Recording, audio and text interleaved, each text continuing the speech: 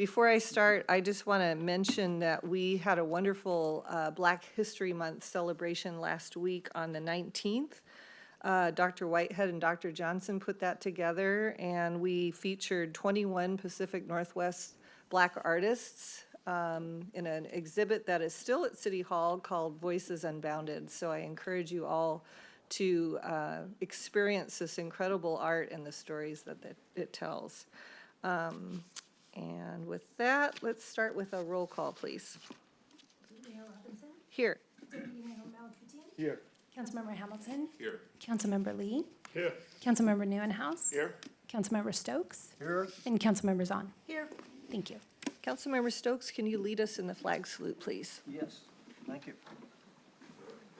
I pledge allegiance to the flag of the United States of America and to the republic for which it stands, one nation, under God, indivisible, with liberty and justice for all. Deputy Mayor, you have a motion for the agenda. Yes. I move to approve the agenda amended to consider item 10C as the first study session. Second. All those in favor say aye. Aye. Any opposed? Okay, City Clerk, do we have anybody signed up for oral communications? Thank you, Mayor. Yes, there are 7 pre-registered speakers this evening. So before I start calling names, I'll go over a few of the rules that council has in place. So the total time for oral communications is for a period of not more than 30 minutes, and all topics must relate to City of Bellevue government. People speaking to items on tonight's agenda will be called first, and then if time remains, people speaking to items not on tonight's agenda will be called. The presiding officer in both of those categories is authorized to give preference to those who have not spoken to council within the last 60 days, or who will be speaking to items that will come in front of the council within the next 60 days. Each speaker is allowed to speak up to 3 minutes, and only 3 speakers are allowed to speak to any one side of a particular topic. And with that, I will call our first speaker, who is Charlie Bauman. And before Charlie starts, thank you very much. I'm just going to ask our speakers that we be polite, and there's no reason to dishonestly malign anyone's character. And so if anybody calls names or maligns character in a dishonest way, I'm going to call it out. And if you do not stick to items that have the purview of the city council, I will call that out as well. So I know you're going to do a great job, so thank you.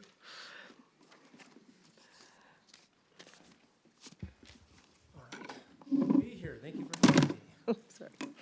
Well, good evening. My name is Charlie Bauman with GT Capital, also representing the Bell Red Property Group, a coalition of over 85 stakeholders owning more than 135 acres across Bell Red. I'd like to thank the council and staff for their hard work leading up to tonight as we finally launched the LUCAs for the Bell Red Look Forward and the Critical Areas Ordinance. The work done over the past 2 years on the comp plan and sub-area plans have defined a clear vision for Bell Red and the city, a vision of transformation. Industrial zones will become walkable neighborhoods.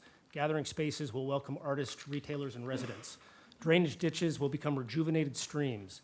Disconnected nodes will be connected by a web of light rail, bike paths, and pedestrian boulevards.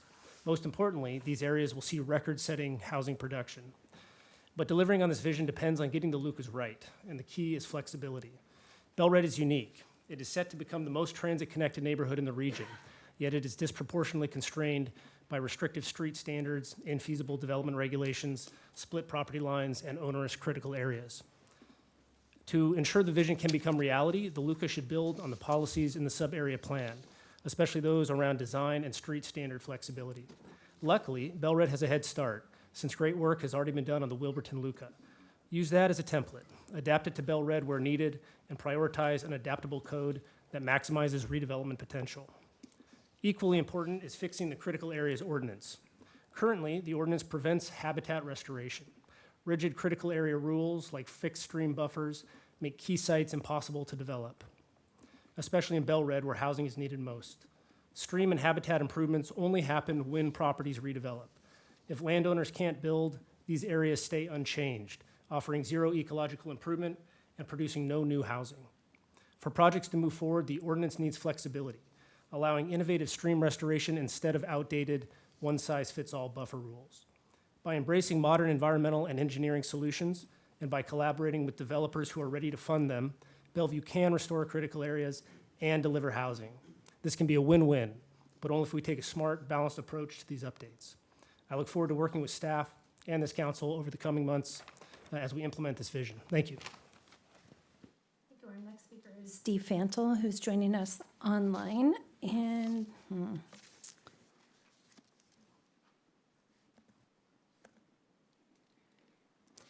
Mr. Fantle, it looks like you're using an older version of Zoom, so I'm going to try a workaround. Mr. Fantle, can you hear me? Okay.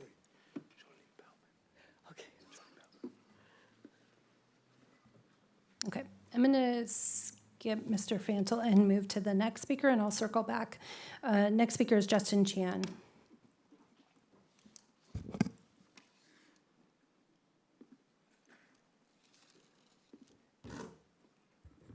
So good evening, Mayor Robinson, Deputy Mayor Malakutian, council members and staff. So my name is Justin Chan. I come here as a community member and former city staff working on the Diversity Advantage Plan.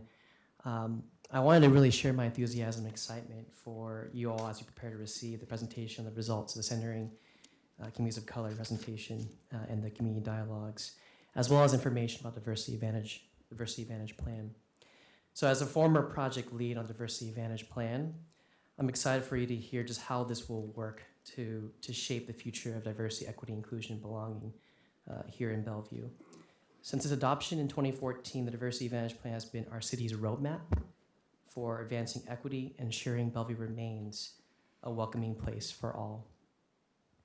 Over the past decade, it's laid a strong foundation, and we know that to stay effective, it must evolve alongside our community. The in-depth engagement efforts that were included in the CCC dialogues, in the DAP community forums, and the cross-cultural center meetings, as well as some of the staff meetings that we had, really led to us, the City of Bellevue staff, to be able to learn, listen, and co-create solutions with those most impacted in the City of Bellevue. This update to the plan is ensuring that our objectives, guiding principles, and the community-driven insights will help shape Bellevue's resilient future by aligning this work with our strategic priorities like affordable housing, community engagement, and places for belonging. By taking intentional steps towards a welcoming and thriving city, this is really a step for us towards a more equitable and belonging future for City of Bellevue. So, as former staff, I want to thank you for your leadership and commitment to this work. And I would say the engagement data and key themes you'll hear today, today's presentation, represents more than just words and numbers. It reflects real experiences and aspirations from our community. I look forward to seeing how these insights inform the next phase of the Diversity Advantage Plan and continue moving Bellevue towards, again, a more equitable future. Thank you. Thank you. We miss you already. I'm going to call the next speaker again, Mr. Fantle. Can you hear me? Yes, I'm sorry for the technical difficulty on my end. No worries. Your time begins now. Thank you. My name is Steve Fantle, and I live at 4722 130th Avenue Southeast. I'd like to comment tonight on the proposed safety improvements to Coal Creek Parkway, which you will be reviewing tonight to consider a contract award. The work to be performed consists of replacing existing 40-mile-an-hour speed limit signs with new signs indicating the reduced speed limit of 35 miles per hour, upgrading curve warning signs, and installing 4 radar speed feedback signs. This is between Factoria Boulevard and the South City limits. The minimum bid to perform this work, $647,000, is to be funded by a $1.24 million grant from WashDOT, which was awarded to the City of Bellevue in 2022. While I applaud the Transportation Department for taking steps to improve safety along this busy arterial by lowering the speed limit, it merely brings it in line with the existing speed limit, which exists along the rest of this route through Bellevue, Newcastle, and Renton. My home is within earshot of this stretch of Coal Creek Parkway, where sounds of street racing are an almost nightly occurrence. Coupled with the history of serious crashes along this street, it is very unlikely that lowering this posted speed limit alone will improve safety substantially. Enforcement of the new speed limit is a critical missing element from the proposed safety plan. While it is impractical to deploy police officers with handheld radar along the street due to the lack of shoulders or pullout locations, it is an ideal location to pilot the use of speed safety cameras to automatically monitor and enforce posted speed limits. Changes to the Washington statutes in 2024 allow municipalities to install speed safety cameras in locations deemed by the local legislative authority to experience higher crash risks due to excessive vehicle speeds. True safety improvements can best be achieved with a combination of infrastructure improvements and enforcement. Another deficiency in the proposed safety improvement plan for Coal Creek Parkway is the lack of attention to the entrance to the Coal Creek Natural Area parking lot. This driveway is located at the low point of the steep downhill grades between Southeast 60th Street and Forest Drive. Left turns into and out of the parking lot are extremely dangerous and need to be deterred. A previous flashing no left turn sign on southbound Coal Creek Parkway was either removed or knocked over several months ago, and there has never been a no left turn sign for vehicles leaving the parking lot. In a conversation that I had several years ago with Assistant Transportation Director Chris Long, he expressed the desire to construct a triangular concrete island at the entrance to the driveway to prevent left turns into and out of the parking lot without affecting through traffic on Coal Creek Parkway. Since the contract being considered tonight only accounts for 52% of the grant award, I would like to see additional money being allocated for the construction of this safety feature to address this critical issue. And then thank you very much. Thank you. Your time has expired. Our next speaker on the list is Lori McKay.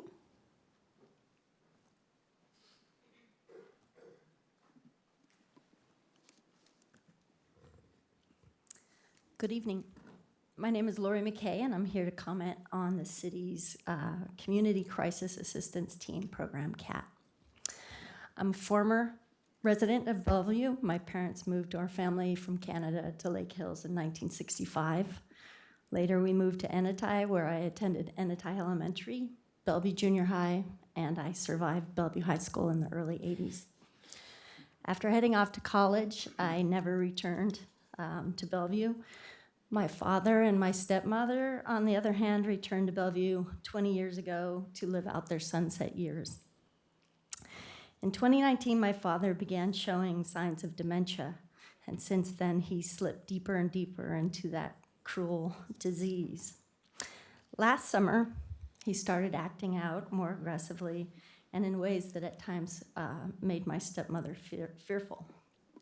This past fall, she phoned me to tell me that she almost called 911 on my father the night before. After our conversation, I called the Bellevue PD because I wanted to speak with somebody who could shed light on what would happen if my mom called 911 on my father that night. A social worker named Eric and an officer named George followed up with me, and they brought me into a three-way conference call. These two worked respectfully to tease out an understanding of the situation that my stepmother was in or not in. They explained that had my stepmom called fearing for her life, and if police arrived without any other information, my father would have been arrested and thrown in jail. My dad lost in dementia. I can't imagine what that experience would have done to him or my stepmother. CAT staff helped me define actions for my stepmom should she need to call 911 on my dad. Essentially, if circumstances allowed, rather than communicate a violent crime, she should say that my dad has mental health issues, he's not competent, and is a danger to himself and her, and that he needs to be taken to a hospital, not jail. If she were able to communicate in this way, then the police dispatch would be able to better inform the responding officers. Your staff's guidance was critically important to us as our family moved forward. The postscript here is that the day before Thanksgiving, 2 short months after I spoke with your staff and connected with this program, my father died. He died surrounded by us, his family, and not in jail, alone and confused. And for that, my family is very grateful to you and Chief Shirley and this program. Our next speaker on the list is Mads Eilertsen.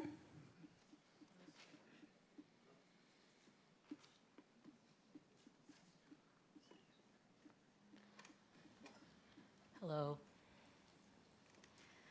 My name is Mads Eilertsen. I worked in dining at the Meta campus here in Bellevue for the last year.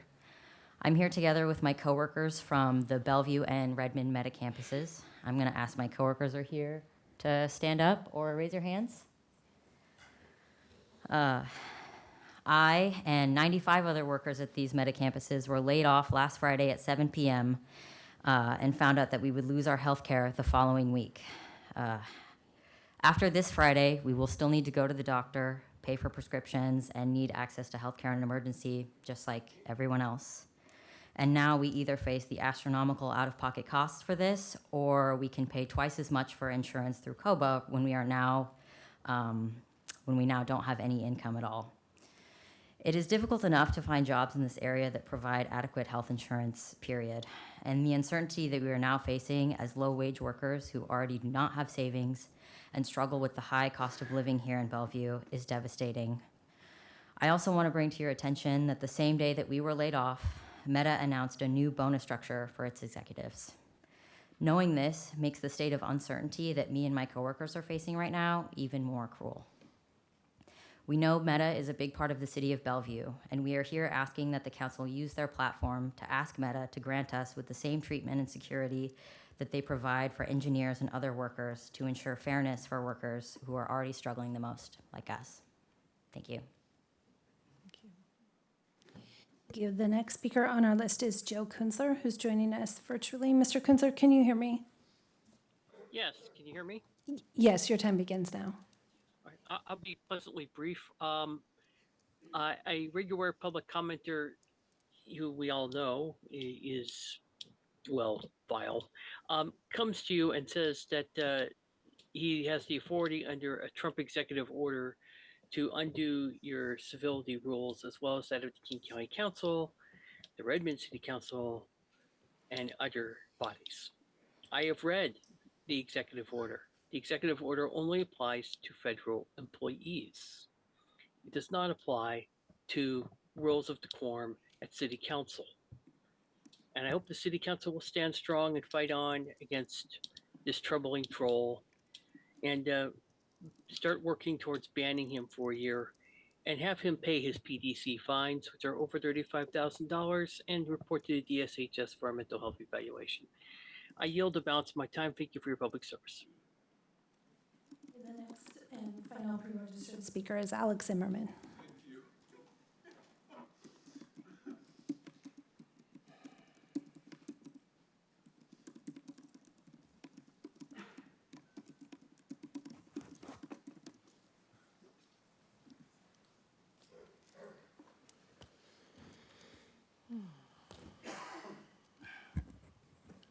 Sie heil dem thief, bandita, and killer. My name is Alex Zimmerman, and I want to speak about something what is, I think, absolutely critical in new era, what is we have right now under Trump, and people like me.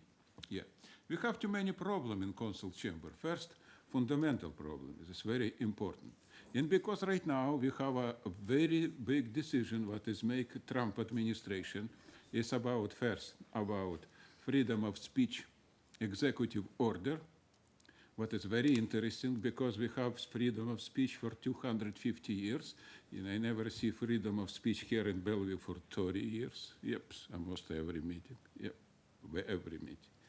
If we have another executive order right now, it's about stop anti-Semitism. And because I'm Jew and because I have prosecute 5 times by Bellevue, and because many policemen touch me and take me out, acting like a Gestapo. So situation very simple. I don't want talking about this executive order, but this executive order right now, post-BCS situation, what is we have in Bellevue. And number one, 12 years ago, you change rules, you make 30 minutes and 3 minutes for each. Doing this only for me, yeah, so I cannot speak. So this pure cut right freedom of speech fundamentally. Because why you doing this 12 years ago? Don't have sense. Yes, only for me, it's okay, no problem. This number one. And number two, it's about anti-Semitism, what is I have here. You know what it means? Each time what is I support Israel, and have anti-Semitism because Democrat in the state, in King Country, in Bellevue, in everywhere, it's a pure anti-Semite, you know what it means? You stopping me again and again. We need guy right now change. America right now come to a new revolution. And because you all bandita, all Democrat, all thief, and all criminal, you know what it means right now? We need something doing. When we don't have freedom of speech, we cannot talking about money, what is you steal with government and you from the people. If we're talking about, not about Washington, D.C., $45 trillion, something like this. I'm talking about local, because when you don't stop and write, people speak about how much steal money you and how your government dirty, totally to the bones. I know this for 40 years, most of them, you know what it means, and speak here for 30 years. We have fundamental change. I demand what is you bring America back, what is we have before. Yes, totally. No more limitation of speech, no more limitation of time. Viva Trump! Thank you very much. That is the end of our pre-registered list, and we do have a few minutes left, so I'd ask if there's anyone joining us here in council chambers this evening who would like to speak to the council, please raise your hand, and that includes those online. If there's anyone else from Meta who wants to speak, you can have 3 people speak to something, so you could have 2 more people speak if you choose.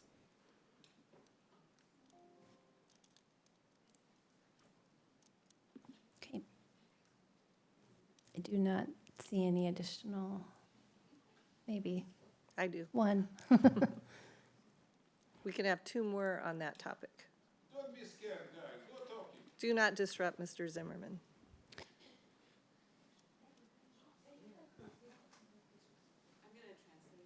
Okay. If you could state your names for the record before you start speaking, that would be great. Thank you.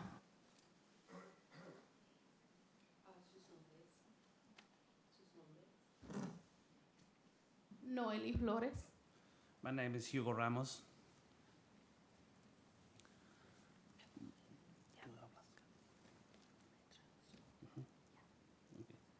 Estamos aquí.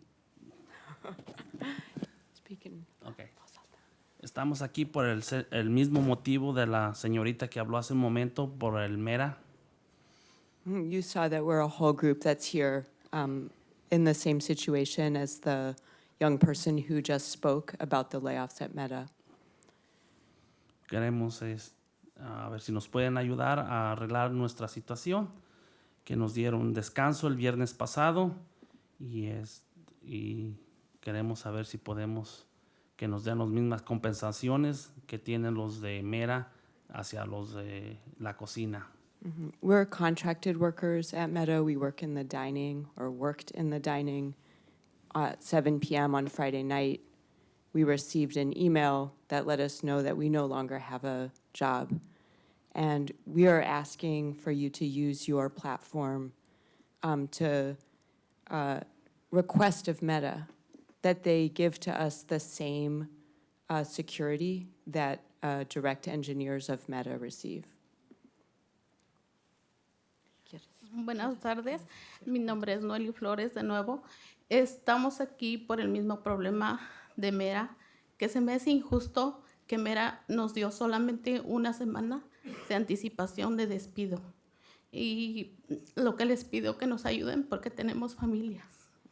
So my name is Noeli Campos. I was also laid off on Friday. We were told a week ahead of time that there would be layoffs, that any of us could be affected. And we had to wait with that uncertainty until Friday night when, this unfortunate group received the news that we no longer had jobs. And, this is something we're coming to you in a very hard time. We have families and feel very desperate right now. Okay, thank you for your testifying. Yo trabajé 6 años con ellos, trabajando en la cocina, abriendo todos los buildings que hay en Bellevue, en Redmond. fui parte fundamental de ellos y fui despedido, no sé motivo ni circunstancias. Me creía un buen empleado, nunca me dieron un aumento por 6 años y no sé qué pasó. So I wanted to just add, like, I'm one of the longest term workers, like in the company that I work for. I've been 6 years in this company. Actually, I opened the cafes in the buildings in Bellevue that are here. And we don't understand the reason that this is happening when Meta is very profitable, and that we should be laid off without warning and also without a severance package that allows us to take care of our families. Lo mismo, pues sí, como dice mi compañero, no sabemos el motivo por lo que nos despidieron, porque nunca nos dieron una razón. Ahora estamos viendo que están contratando nueva gente para sustituirnos. O sea, sí, supuestamente lo que oímos que ellos iban a recortar personal, ¿por qué están volviendo a contratar más gente nueva? I also felt compelled to add, just like my coworker did, you know, we feel really devastated by the situation we're in. We are really angry today to see that, like, our company has open job positions after 95 of us were laid off and told it was because Meta was making cutbacks in the dining service. Thank you. All right, thank you. Thank you. So we've heard from 3 from Meta, so that's all from that. But go ahead, Charmaine, if you want to see if there's anybody We else. are, I did not see any additional hands, so I would turn it back to you, Mayor. Okay, thank you very much. To see where we are. Okay, so under council business and new initiatives, we're going to discuss the council vacancy process. Councilmember Zahn, was there anything you wanted to say? Actually, there's not. I was going to excuse myself when you talked about that process. Okay, that's fine, thank you. So, City Manager, would you like to introduce this for us? Thank you, Mayor and Deputy Mayor and council members. City Clerk Arredondo has prepared a brief slide presentation with some options for you tonight and some questions to provide some direction on the vacancy process. So with that, I will turn it over to our City Clerk. Okay. City Manager, Mayor, Deputy Mayor, and council members. So tonight we are here to discuss the process for filling the expected council vacancy. Before I start with the presentation, I want to give a little bit of information for the council and also for the public to set the context for the discussion this evening. So as you're aware, Councilmember Zahn has been appointed to the State House of Representatives to represent the 41st Legislative District. Given that appointment, Councilmember Zahn has announced her intent to resign from her city council position effective March 28th. So state law does provide the council the opportunity to fill the vacancy within a 90-day period. And so the action for that, the deadline for that action would be June 27th. While the position is not technically vacant until March 29th, Councilmember Zahn has given us enough notice to have the conversation and start the process of filling the vacancy while she's still in office. So with that, bring us to our direction slide here. I am seeking direction from council this evening to initiate the recruitment to fill the expected vacancy. I am looking for direction on the length of recruitment and also which questions to include in the call for applications, and then a general head nod on the tentative schedule. So for the length of recruitment, staff are proposing a minimum of 10 days. And should the council concur with a 10-day recommendation, the application period would open tomorrow on February 26th and would close on March 7th at 2 p.m. And I'll go into a little bit more detail as to why we're recommending a 2 p.m. close here in a little bit. So for the application itself, we're recommending a simple resume and cover letter. The cover letter would have a maximum of a 1,000 word limit, and that's essentially 2 pages, single spaced. And with the cover letter, we're suggesting that the council provide some question prompts for applicants to respond to. Back in 2017, when the council went through a very similar process, when former Councilmember Vondana Slatter was also appointed to the House of Representatives, the 3 questions that are listed here were used in that application, or call for applications. We feel the questions are still relevant and have provided them for council consideration this evening. We did receive some additional feedback in conversations with you all about including a potential 4th question on the application. So if council should want to consider that, we have provided that as an option. And then finally, we have the tentative schedule here. So obviously we're here tonight on February 25th having the process discussion. The application period, if we receive direction, would open tomorrow, again closing March 7th at 2 p.m. And this is to allow staff the opportunity in my office to put the booklets together of all of the applications, compile it all, and get it to you hopefully by close of business on March 7th. This would give you several days to sit with the applications before your next touch point, which we are recommending for March 11th. So there is an exemption under the Open Public Meetings Act that allows for the council to be in executive session to discuss qualifications of applicants. So we are tentatively recommending that the council schedule that for March 11th. If the council, or should the council be ready to come into regular session that evening and have a discussion about the candidates and identify which candidates you want to move forward for interview, you could certainly do that evening. If that is the case, we would suggest that the interviews be conducted on March 18th, and that would be during your regular meeting. All interviews have to occur during a regular publicized meeting. You could again go into executive session to discuss the qualifications of those candidates that you have interviewed. That could be the only time you're in executive session to discuss that, or that could extend to March 25th and even into April 1 if it was necessary. Ultimately, you could then come out into regular session and go through a voting process and determine who to appoint into the vacant position. April 1 is the first opportunity at a regular meeting where you can make the appointment, because again, you cannot make the appointment until the position is actually vacant. And with that, we're just back to the direction that I'm seeking tonight. So looking for feedback, happy to answer any questions. So you said you're looking for 3 things: length of recruitment. Length of recruitment. What questions do you want you to conclude? What's the 3rd one? Just a head nod on the tentative schedule. Okay, okay.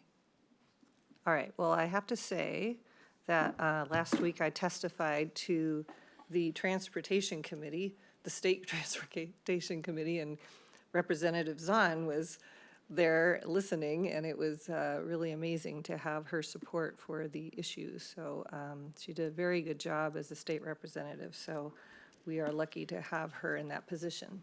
And it's exciting to have another opportunity for a new council member as well. So would you like to start, Councilmember Neuenhuis, and we'll just kind of go down the dais? Do you have any? So 3 things we're looking for input on: length of recruitment, what questions to include in the proposed schedule. Fine on the timing. I think 10 days is plenty, given this is the resume and a cover letter. In terms of the questions, I'm fine if we want to add a 4th, if some of my colleagues feel strongly about that. I think the 3 would suffice, but it'd be fine if we added a 4th. And then just a head nod on the overall process. There it is. But I do have a question about the questions, actually, because having gone through this process back in 2017, if I remember correctly, so there was questions in the cover letter. However, Charmaine, were the questions the same during the actual interview when we narrowed down the field and we went to 7 or 8? Did the candidates answer the exact same questions in their statement, or were they different questions? They were different questions. They were different questions. Okay. So that would be another step for the council to consider, would be different Yeah, questions. I do anticipate connecting with council over the Okay. next week or so to set those interview questions. So tonight, just looking for the direction on the questions to get the recruitment Get the started. recruitment process. Okay, great. I guess another thing we don't discuss here, but maybe another time would just be if I remember, the interview was really just a statement, not really an interview back and forth. Is that the intended process going forward, or it's still to be determined and we're just going to focus on recruitment tonight? We are focusing on the recruitment tonight. However, you bring up a good point. Back in 2017, there was a 3-minute statement period where the candidates were allowed to give an opening statement. They were then allowed 7 minutes to respond to 3 separate questions. So essentially, each candidate was dedicated 10 minutes of total time. There was no Q&A back and forth. Right. It's just the answers from the candidates, and then we would move on to the next candidate. Perfect. Thank you so much. Yeah, thank you. Okay, Councilmember Hamilton. I agree with Councilmember Neuenhuis. I think the 10 days is fine. I think, again, these 3 questions are good. If my colleagues would like a 4th, perfectly fine with that, and I will give you a nod as well for the schedule. I appreciate it. Thank you. Okay, Councilmember Stokes. What they said. Okay, so length of recruitment, 10 days, 3 questions, and the proposed schedule. Right. Go ahead, Deputy Mayor. Thank you, Mayor. The same. All good with me. Okay, 3 questions would be great. Councilmember Lee I'm happy with the timing and happy with the questions. and the schedule proposed, you're okay with that as well? Yes. Nod your head. Yeah. Okay, so, and I feel the same way. So I think that we can take a motion. I move to direct staff to initiate the recruitment for the expected council vacancy, utilizing a 10-day recruitment period and including question 1, 2, and 3 on the call for applications. Second. All those in favor say aye. Aye. Any opposed? Okay, terrific. Let's ask Councilmember Zahn to come back. Probably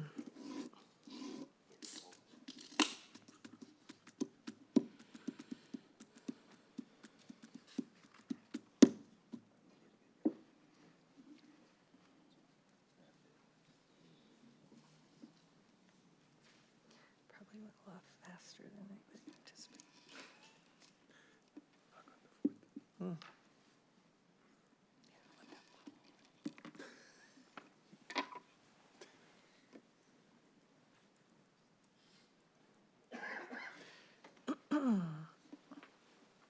Okay.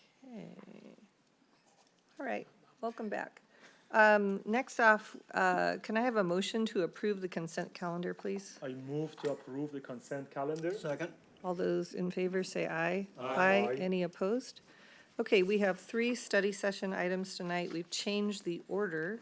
And so I believe we're going to do C first. And I'll ask our city manager to please introduce those.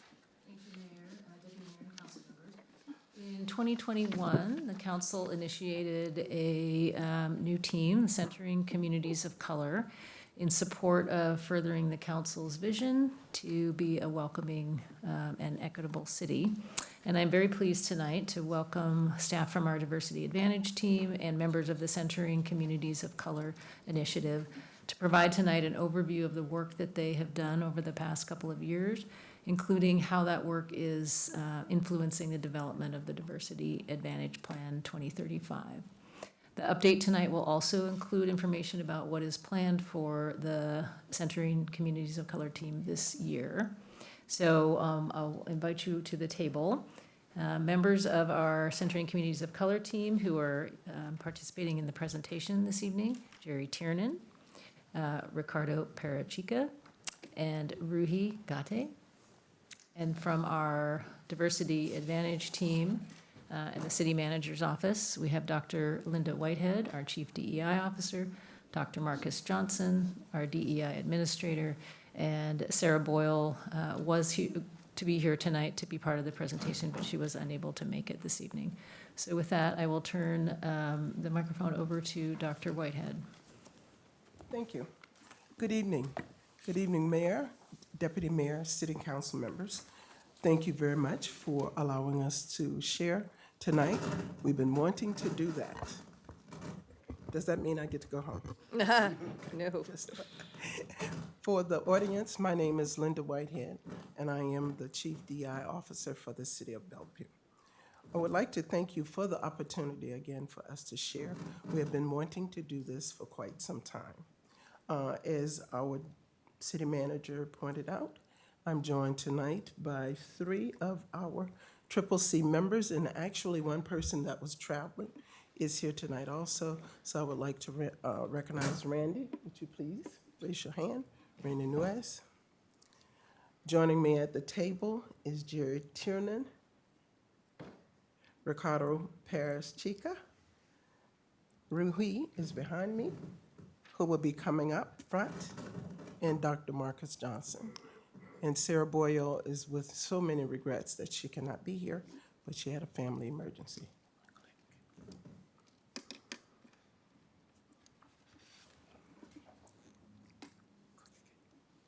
So our key points. Our key points tonight that we would like to discuss is number 1, journey and outcomes of the CCC initiative. And for the sake of the conversation, we will not say centering communities of color because I think everyone can agree it's a mouthful. So we reduced it to CCC. So when we are saying CCC, that is what we're referring to. So the impact on the Diversity Advantage Plan, the update. You will hear later on in the presentation that our DAP, we're updating it, is 10 years old. Actually is now in its 11th year. It was adopted in 2014. The work that CCC has done has heavily impacted the upcoming diversity plan, DAP plan. So we will, at the end, do an overview of the DAP 2035. We call it 2035 to honor the fact that it appears that we're on a 10-year rotation. Thank you. Up on the screen, you see all of the members at some point that had played a part in CCC starting in 2021 to 2024. If you notice, you will see Linda Whitehead, and at that time, I was a resident. I was not an employee. So CCC's body of work has been something that I have been passionate about from the very beginning. The list of names of the people that, as I said, played a part. Now on the screen, you will see a list of names. There you go. The Community Dialogue Organizer. These are the people who really rolled up their sleeves and did a lot of work in what you will hear about tonight. There are 2 people that I need to call out, and I need you to know I appreciate everyone on the screen. Everyone did their share, but there were 2 people who went above and beyond, and that is this young lady sitting next to me, to my right, Jerry Tiernan, and Monique Martinez. They were the ones that was responsible for synthesizing so much work. And we have a budding artist in Jerry, which she will display her work in a minute. So I just wanted to call them out. The names on the screen, as I said, are the folks who really dug in and did a lot of work. I would also like to call out James. We call him Jim. He actually is on BDAN, but he was a person that came over to CCC and did a lot of work with us. So need to call him out as well. Thank you. Next slide. The background information. As our city manager shared, this started in 2021. We had 3 initiatives with 3 goals. Goal 1, develop trust and awareness. Goal 2, build racial literacy. Goal 3 is where we want to lay our hat at tonight, the co-created recommendation and actions. We went out into our community and got input from them. We were the connector to the community. So that's a piece that I'm very proud of the work that this team did going out into the community. Thank you. Next, here is a brief overview of the journey. We started in 2021. This is when the team was initially formed. Winter of 2022, Joshua Barr came on board to help us out. We had our DAT strategic planning session. Spring of 2022, the relationship building and planning community dialogues. That was a heavy lift, the community dialogues, because we saw so many people. And it truly was, it at first was us doing work, but I think along the way, we began to enjoy the interactions with our community. Spring of 2023, the dialogues continued, the dialogues training and analysis of the work. Summer of 2023, the community dialogues. That was when everything that we had been planning, we actually executed. And Jerry, as well as the other team members, will tell you more about that. Fall of 2023, we had our open house, and it was well attended. And once again, you will hear more about that. 2024-25, continuing a snapshot of our journey. Winter of 2024 was the development of the Bellevue CCC Action Plan. Spring of 2024, collaborations with the departments. We worked with leadership to envision policy and implementation. Interviews with CC members happened in the summer of 2024 when we sort of just gathered back to talk to members and wanted to reassure everyone as to why we're in this. What is it that we are doing? What are our desired outcomes? The fall of 2024, it was a recruitment for new members. There are new members that you will be meeting next month. Excited for you to see the new members, but we're also excited to share that there are 4 former members that will be a part of CCC moving forward. Here we are, winter of 2025. We have the update to you, and we're excited, and we hope that the next time it will not be as long, that we bring information to you. And spring 2025, we will have our special session on DAP 2035, Retreat and Community Progress Forum. And if there are no questions, I am now going to punt to Jared Tiernan. Ooh, it says not to be close to the microphone. Hello, hi, my name is Jerry, as you know. So we had about 6 to 7 community dialogues. They happened in the summer of 2023, mostly the large cluster of them in August. We had one training session with our consultant, Joshua Barr. He laid the groundwork for how we wanted to interact with the community, what ground rules we wanted to think of, and how to create a welcoming, open environment for community members to feel safe, to share their personal experiences with us. And he gave us the language for us to understand how to enact on those ideas and kind of synthesize them. So the community dialogues were in all over Bellevue because we wanted them to be accessible to all of our community members and not just have one central place for them to gather. And they did show up. We had representation from all walks of life, and it was a great experience to be a part of. And we had the dialogues. There was a process of synthesizing the information that took about a month long, about a month and a half. With 7 dialogues, we had a lot of recurring themes that were the same across the board along the community members and their concerns. But we also had some things that were outliers that we want to call out and make sure that we keep in place for there to be, for them to not to just die there, or to not just end on not being a top concern or a frequent concern that was seen. So we can move, yep. So with the community dialogues, we had, I don't know if it, Marcus, can you go back to the previous slide? If you look in the background of the photo, you can see that community members are writing on large Post-it notes. Whenever a community member brought up a concern, Joshua Barr, the consultant, or we had a note taker write down the concerns, and we ended up doing a voting process of voting for what was our biggest concern, and then we will collect the top 3 votes essentially. So Go on.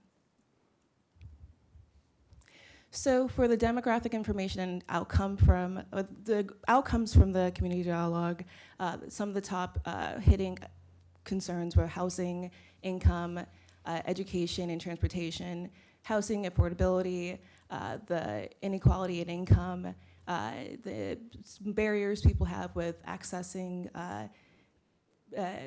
equitable education for their children, and easy access across different neighborhoods within Bellevue.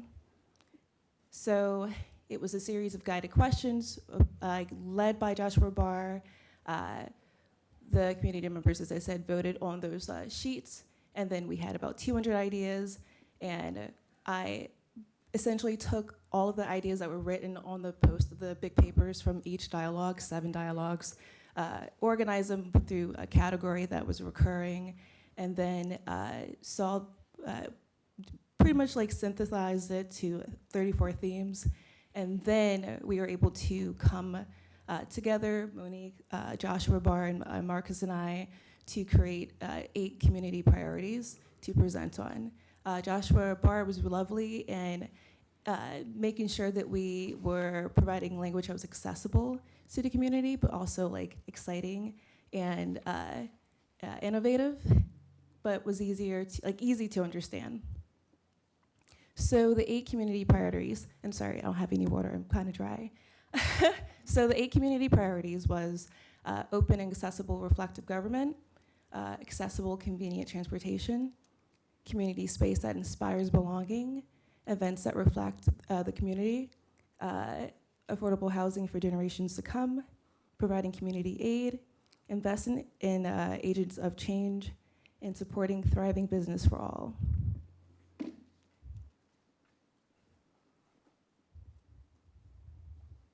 So as you see, the art associated with those 8 themes,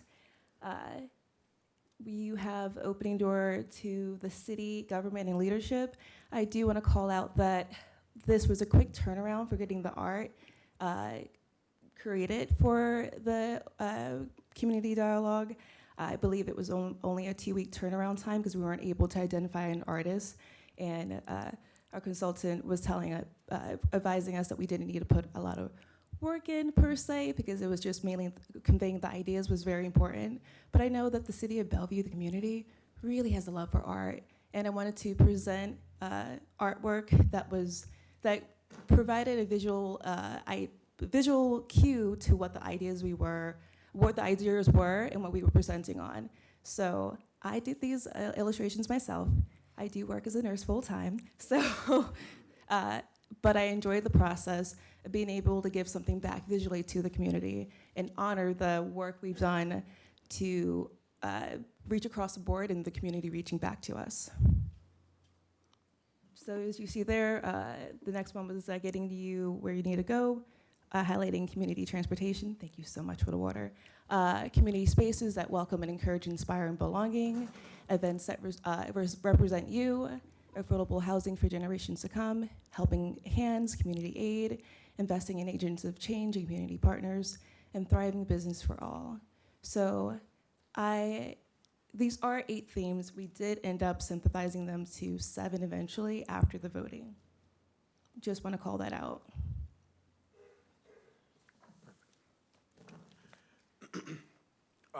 And in regards to the community meetings we had, the amazing part about them was the fact that when people got there, there wasn't a predetermined grievance. There was an open space for people to actually interact. Say, for instance, when you're going to a family member, you're going to go there to talk to them about something rather than sitting there around and discussing. It was like, you know what, actually that also impacts me. And that was very powerful because then you're actually getting that, further layers down and understanding what the actual fabrics of what the problems are, not just the superficial, the quick reaction. Because obviously when they come to a city hall or they come here, they're already predetermined, they have time, everything's pretty much written down, right? I'm gonna get to this, I'm gonna get to this, I'm gonna be heard and get out of here. in regards to there was really an opportunity to people to just, break down. I mean, it was very powerful. I mean, with one of them, the city manager, Brad, back then, he was there attending, and when the problem for affordable housing came up, they were asked him, "Do you live here?" And he said, "Frankly, I don't. I can't afford it." Right? That was very powerful in that moment. Right? Because, here is the city manager not being able to live here, and everybody felt the same, in a lot of different ways. And we had representation of all ages, family structures, whether people that had just arrived to Bellevue, whether, months or years in, right? Some of them were already priced out. So we were able to have a good ear on a lot of the faces here of our residents. And, yeah. So my name is Ruhi, and I actually attend high school in Bellevue. Previously from Bellevue High School, now I'm at Interlake High School. And being a part of CCC is actually a great opportunity for me to be able to bring, or just to bring youth voice to the city and to for that to be heard. And I kind of want to share the uniqueness of CCC and the dialogues in the sense how it created a really comfortable environment for everyone to attend and everyone to speak their mind. Because as I'm sitting in front of you right now, I frankly feel very tensed, as I think not everybody gets the opportunity to speak about their problems in front of council or in front of the city or to people in positions of power. But CCC really brought that in a comfortable environment to every single community here in Bellevue. And I think that's how it's really powerful. And the CCC dialogues are something unlike I've ever seen before, because people from all walks of life, the elderly to the youth to high school students who generally never attend events such as these or community discussions, were willing to open up and speak about their problems to CCC comfortably and share all of their issues, which shows just how powerful it is in bringing people's voices to be heard. I saw families and young children, like mothers bringing their children and sitting in the CCC meetings and with food and everything. And it was a very casual environment, allowing for everyone to share their voice and be heard. And I also want to share a personal experience of how even I felt very comfortable being in the dialogues and being able to share my voice personally, even in the presence of people in power, specifically the police and law enforcement officers. Because while I attended Bellevue High School, whenever there were police or law enforcement officers present on the campus, a lot of students and I felt quite uncomfortable and quite uneasy in the hallways. But in the CCC dialogues, it was very cool to see how people, not just youth, but even the elderly and even those of people of color, were comfortable in speaking their mind in the presence of law enforcement officers, and even they were comfortable in speaking about their problems. So I really wanted to emphasize how the community dialogues are very powerful in bringing out the voice of those who are marginalized and those who would generally not come and speak in such formal settings or speak about their problems to the city directly.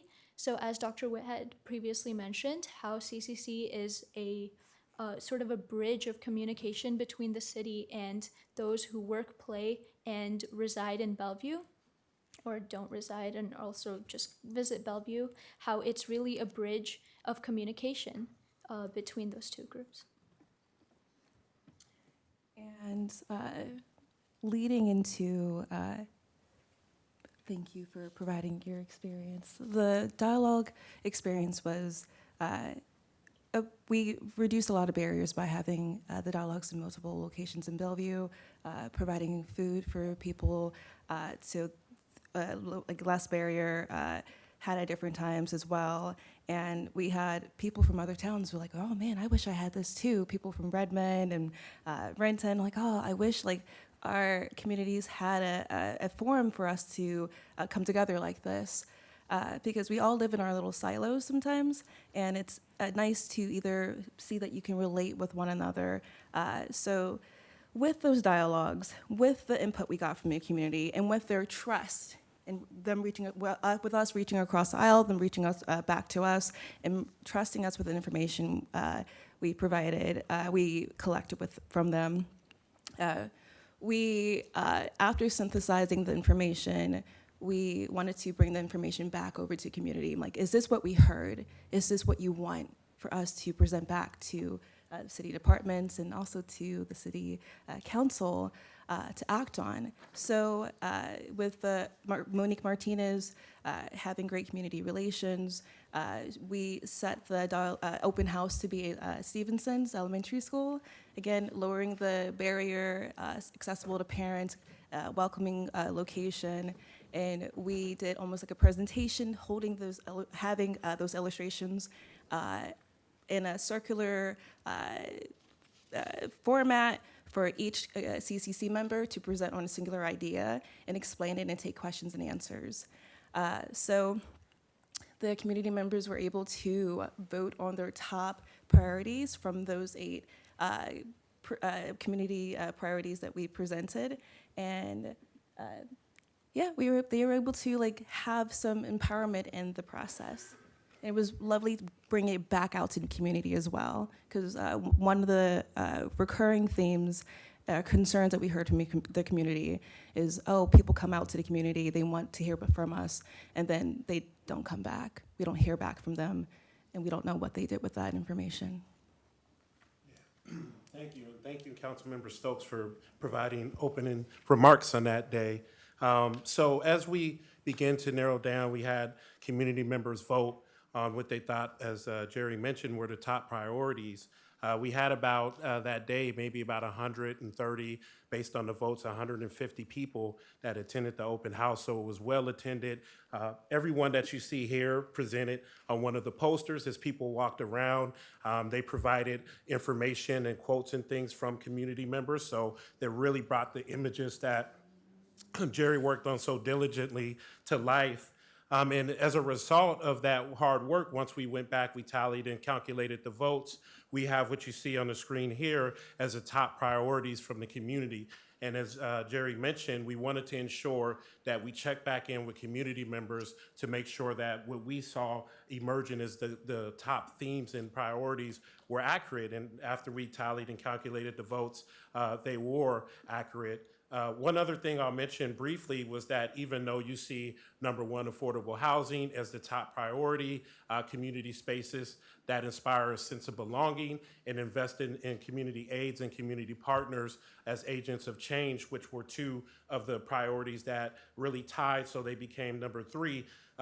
Belonging was the central theme that we saw emerge throughout the dialogues as kind of the overarching theme that we heard from community members. With this information, and with the outcomes, we engaged around 300 different people that attended the various dialogues that came to the open house. So that was wonderful. We were really aiming to build trust through the community dialogues and increase trust within the community. That was one of the outcomes that we worked on. And of course, right, to ensure that the information and things that we collected, the voices that we heard from for community members wouldn't just disappear, that they would be a part of the history with these dialogues, which were one of the first to happen in the city. And more importantly, the information that was collected from community with all of the diligent work of CCC went into things like informing our strategic target areas, our council priorities, our comprehensive plans and policies. Also, we did a budget equity toolkit in which those voices helped us shape that. And of course, right, Diversity Advantage 2035, which we're excited about, and there will be much more work to come. One thing I'll mention with Jerry, myself, and Monique Martinez is we actually went to every single department based on the community priorities and feedbacks and things that we received from the community to check in to see what departments, what they were currently doing regarding and connected to the work. We also want to know what things are impossible. If you think about something that's going to take 20, 30, 40 years, should we even bother with that right now? Because we don't want to wait that long to get things done. And we also asked about what are some challenges and then what are some things that you're considering doing in the future. And we did that because we wanted to get a sense and have them get a sense of, right, the way that the government works internally, but having an opportunity to meet some of the staff that carry out and do some of this really meaningful work. And I think you would agree those were some very fruitful meetings that we had to get a sense.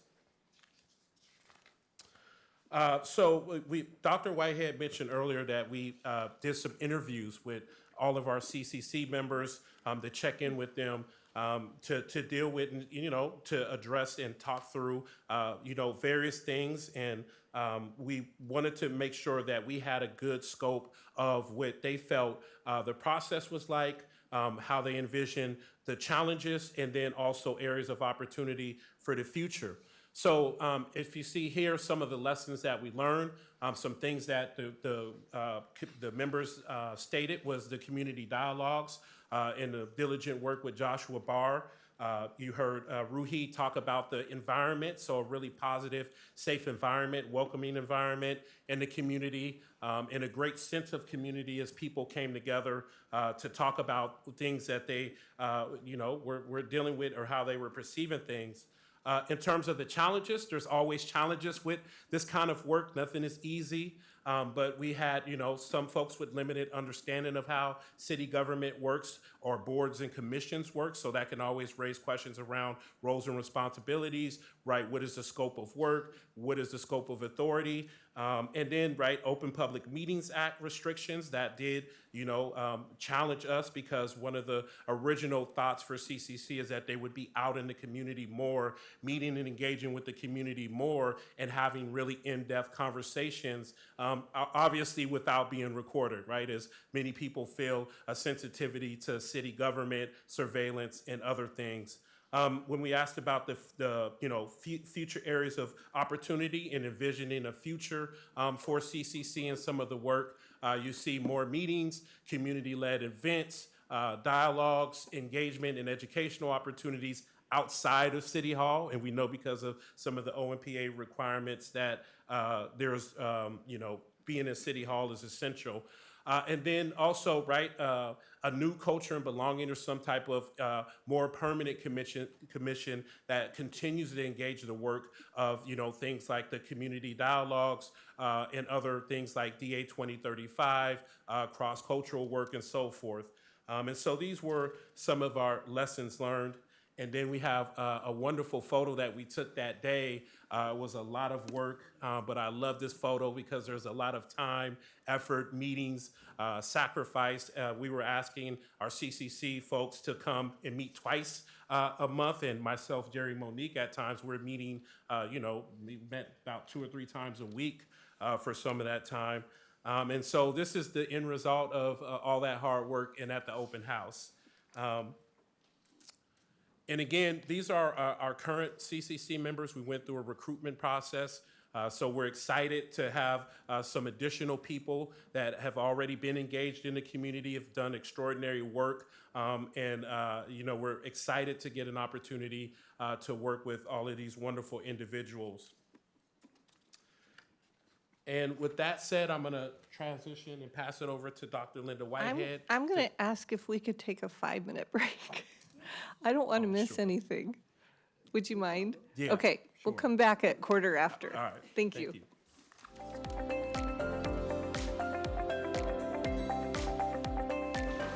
Thank you. Thank you, Mayor, Deputy Mayor, council members. We know we've been a little long, but it's been 4 years, so come on. I do thank you for your time, but very quickly, in order to build Diversity Advantage Plan 2035, you need to look backwards at our Diversity Plan 2014. So tonight, that's what we're trying to do here.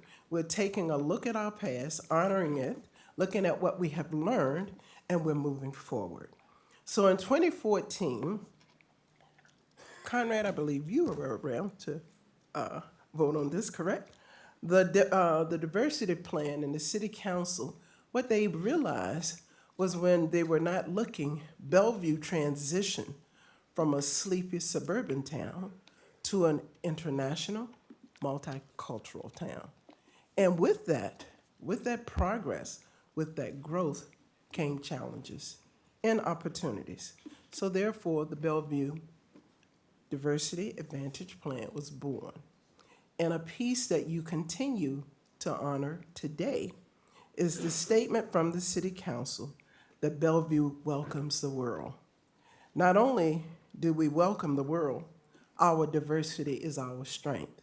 And as we move forward to today, I've heard all of you make that statement, and I believe it's more than a statement. I believe it's a philosophical belief. So the work that we are doing with our Diversity Advantage Plan is in fact honoring that as we move forward. We recognize we still have opportunities and we have challenges. Next page. Engaging the community. Engaging the community is very important with our diversity plan. Engaging the community is not just going out and have something transactional. It really is about building trust and building relationships. And I believe as you listen to the members of CCC, that's exactly what has occurred. We went out over 6 times talking to large bodies of folks, the 7th time open house, and people were really greeting each other. Strangers that didn't know each other at the beginning became friends. So we were very excited about that. So we were actively connecting with the community to gather input while also engaging our internal staff in 2023, 2024. And all of this effort going out to the community inside with our internally meeting with staff was to gather input. And gathering the input was we used communities of color, the Diversity Advantage Plan to conduct community forums, hosting cross-cultural center meetings, and then finally organizing our DAT staff through retreats and working with our diversity liaisons. So I've gone from external to internal, and it's very important that you have both in order for your Diversity Advantage Plan to be effective. Building the DAP 2035. This is a very important slide here because it really does give you a visual of the body of work, the scope of work. We have analyzed over 1,000 pieces of engagement data. You heard earlier from Justin. Justin was very much a part of this piece right here. So once again, I would like to say thank you to him for the heavy lift that he was responsible for. With the pieces of engagement data, we identified major themes, internal and external. Working with all of the departments, you heard Marcus Johnson share that we went to each department.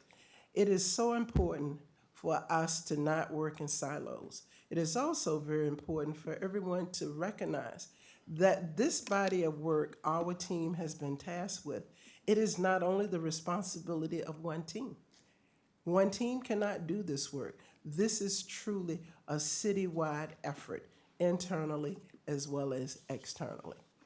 We align our work to our strategic target areas by going to each department to ensure an integration with our strategic work.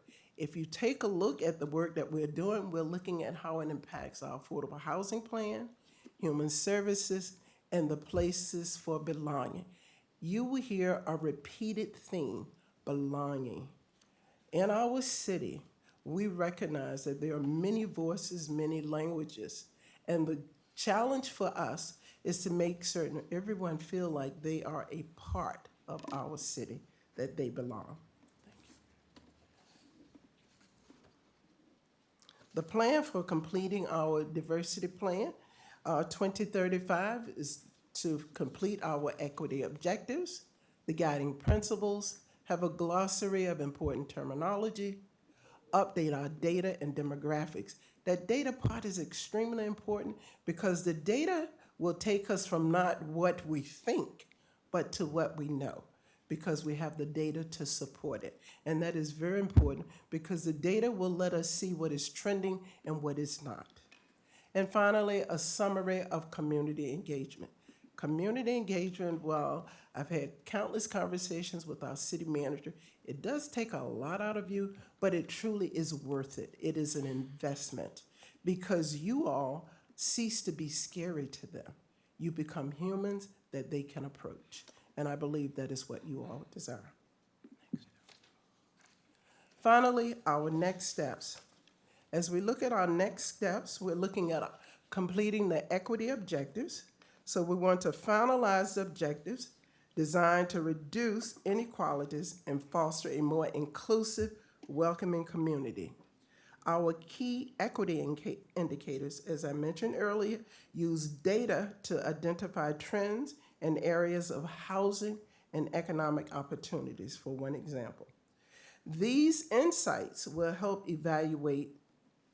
us to evaluate programs, shape policy, and drive meaningful change. Finally, collaboration. Collaboration with BDAN and CCC. We have two amazing committees. We have the Centering Communities of Color, and we have Bellevue Diversity Advisory Network. And by the way, I was on that also. But those are two great committees that really is an opportunity to reach out into the community. We share common goals, so it really does make sense for us to work more together when the opportunity presents itself. So that concludes the presentation. My closing statement is that over the past 10 years, many changes have taken place, some positive, others more challenging. However, one thing has remained constant, our vision statement. Bellevue welcomes the world. Our diversity is our strength.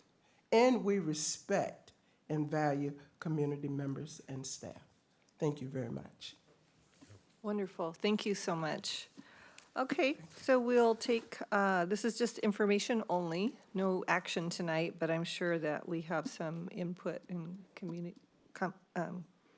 sorry, I can't talk anymore. I'm listening too long. So comments. So Councilmember Zahn, do you want to start us off? Yes, thank you, Mayor. I would be delighted to start off the conversation. First of all, I want to thank Dr. Whitehead and Dr. Johnson and the CCC members. You know, I know that the effort was launched in 2021 with gathering members. For me, though, this really began in the summer of 2020 when Councilmember Jeremy Barksdale and I talked about the need to center communities of color voices and making sure that we're creating the very spaces where people feel safe and comfortable and courageous enough to share their stories about what is needed in the city of Bellevue as we continue to be more multicultural, more multi-ethnic, and have a range of people who live here that are at different socioeconomic as well. And it is very hard work to create the kind of trusting spaces where people are willing to engage in a way that is really meaningful, that helps us as a community to be better. Because while I think a lot about our vision statement of Bellevue welcomes the world and our diversity is our strength, what I always think about for me is, and it is a place where you feel like you belong. Because ultimately those other things don't have as much meaning if you don't feel like this is a space where you're welcome and you belong. It's like being able to walk in the house and be yourself instead of feeling like every day you have to wear a mask in order to belong. So I really appreciate the efforts that have gone into this, and special thank you to Jerry and Monique for creating those special moments. I did have an opportunity to go to one of the community dialogues at the Northwest Arts Center with Joshua Barr, and was able to hear and see some of the very large Post-it notes up on the wall, really collecting the information. And I appreciate that there are so many themes and actions and priorities. And for me, what I keep thinking about is plans are one thing, it's the actions that really matter when it comes to making the kind of difference that we need. And when I looked at the artwork, Jerry, I just was really transformed by the words that were on that page and the images. It made me think about people, places, generations, partners, belonging.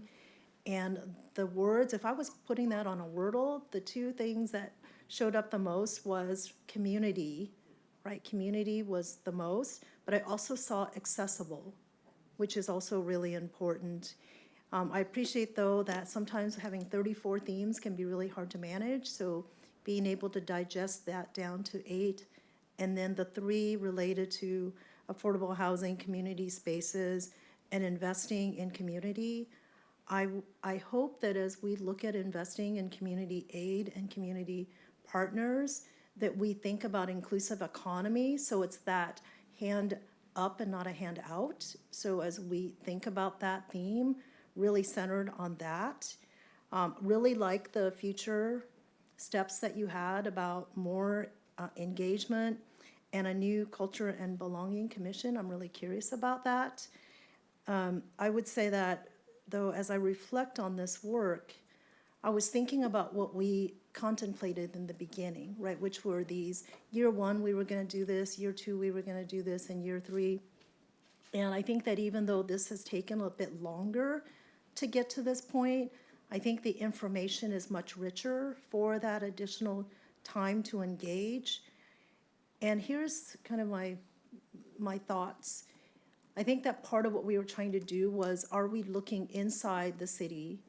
Are we looking outside with the community?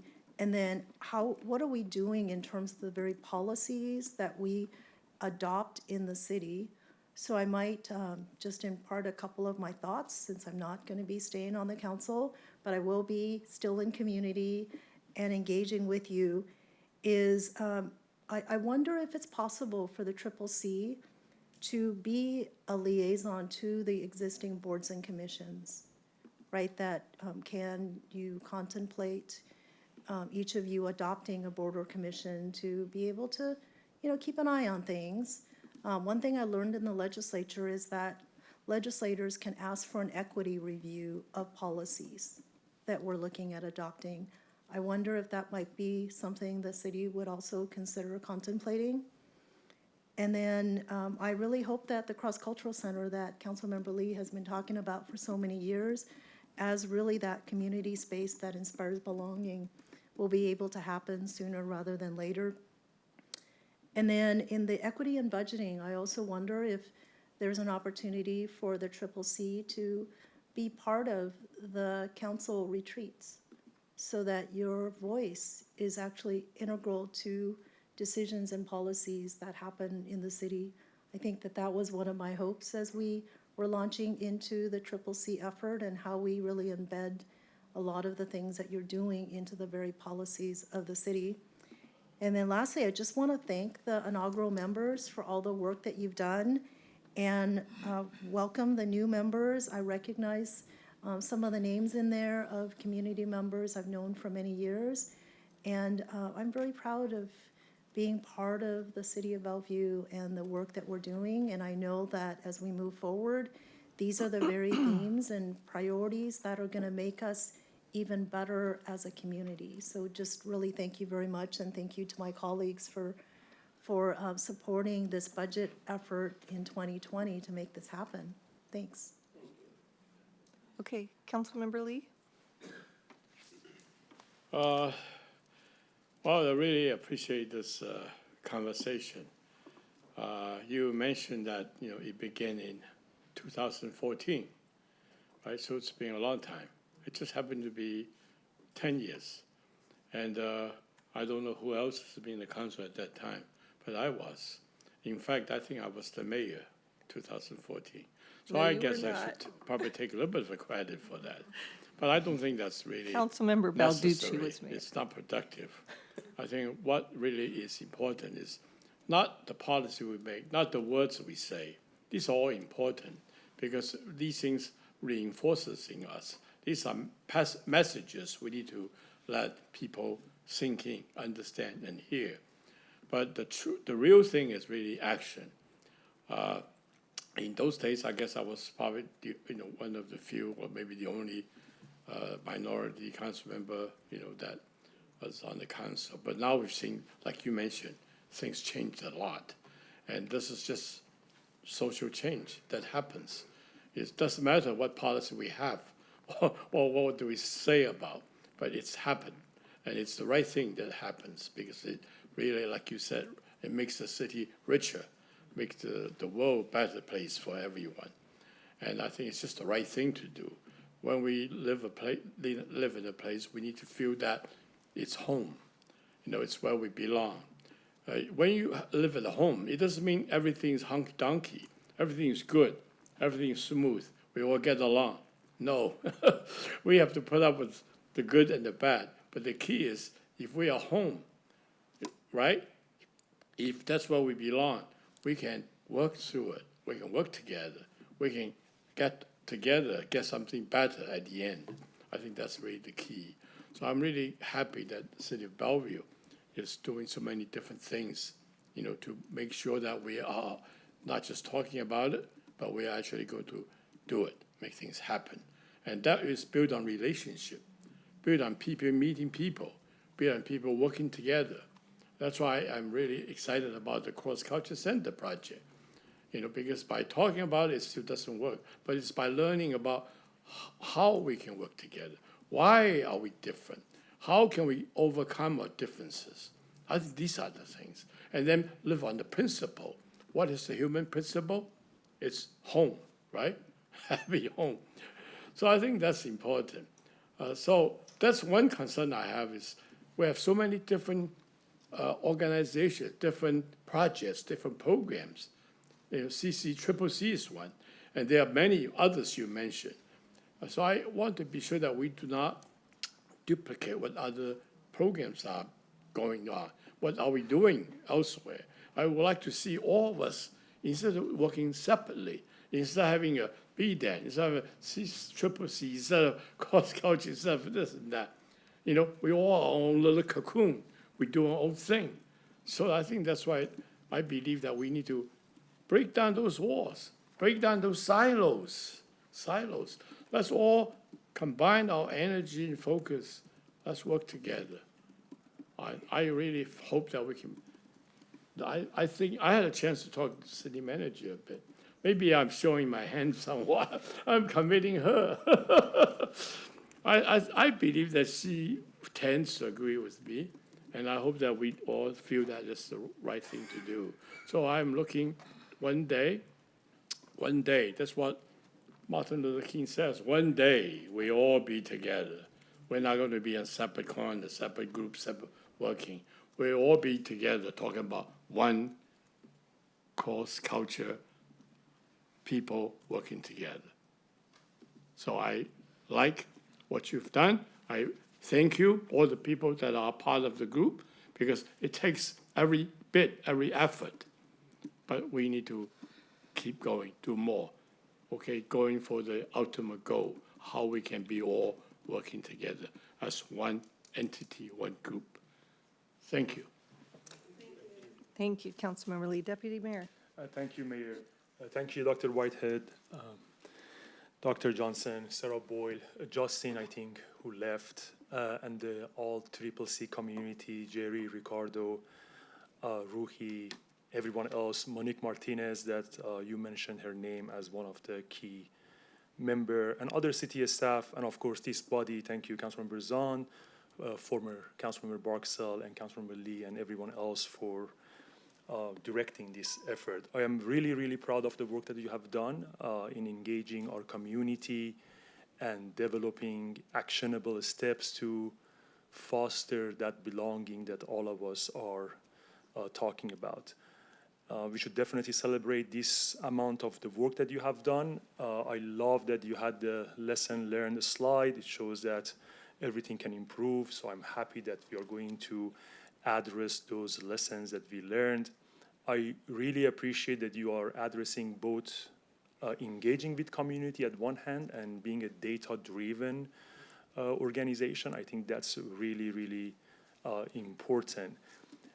I have just 3 wish lists for when you are working in the Diversity Advantage Plan work.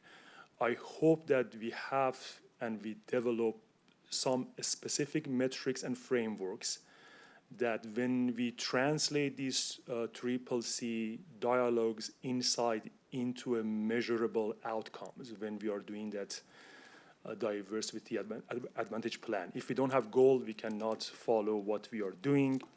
Hopefully we create a system that is transparent and we can track and regularly report back to the community that we receive all of these feedbacks. I think that's very, very important.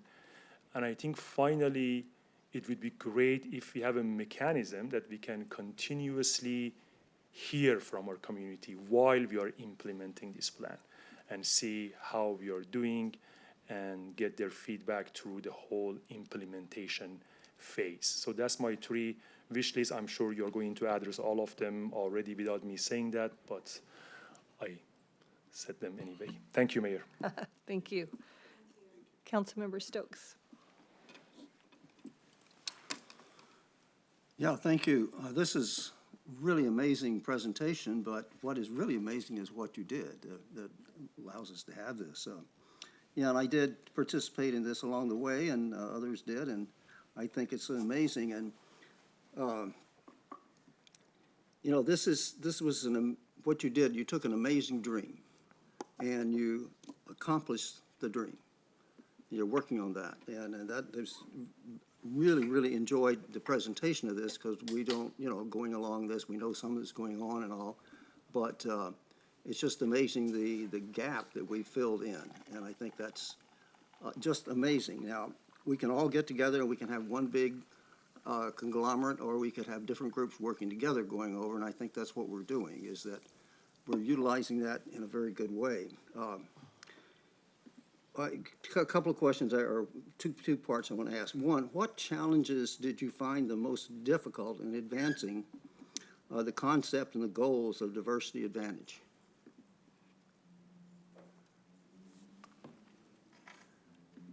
May I answer it later? Yeah, I mean, it's just because one of the things that is good is when you do something like this and it succeeds, it's good to look at it and say, okay, this is, you know, we ran into this and how we dealt with it. So I think you've done a lot of that, and you've added to how we work in Bellevue, and that is just amazing, and it's good to have these conversations. But I'm just interested also in what you felt as, because that's something we might watch for when we do other things as well. But we can talk about that later. But in a short answer, because I would like the opportunity to expand and give a full answer, but it's humans. Yeah. When you're working with people, yeah, there are challenges as well as opportunities. Yeah. Our community did not trust us at first. Mm-hmm. They were very skeptical. Mm-hmm. We were from the city, and they did not see us as people that they trusted.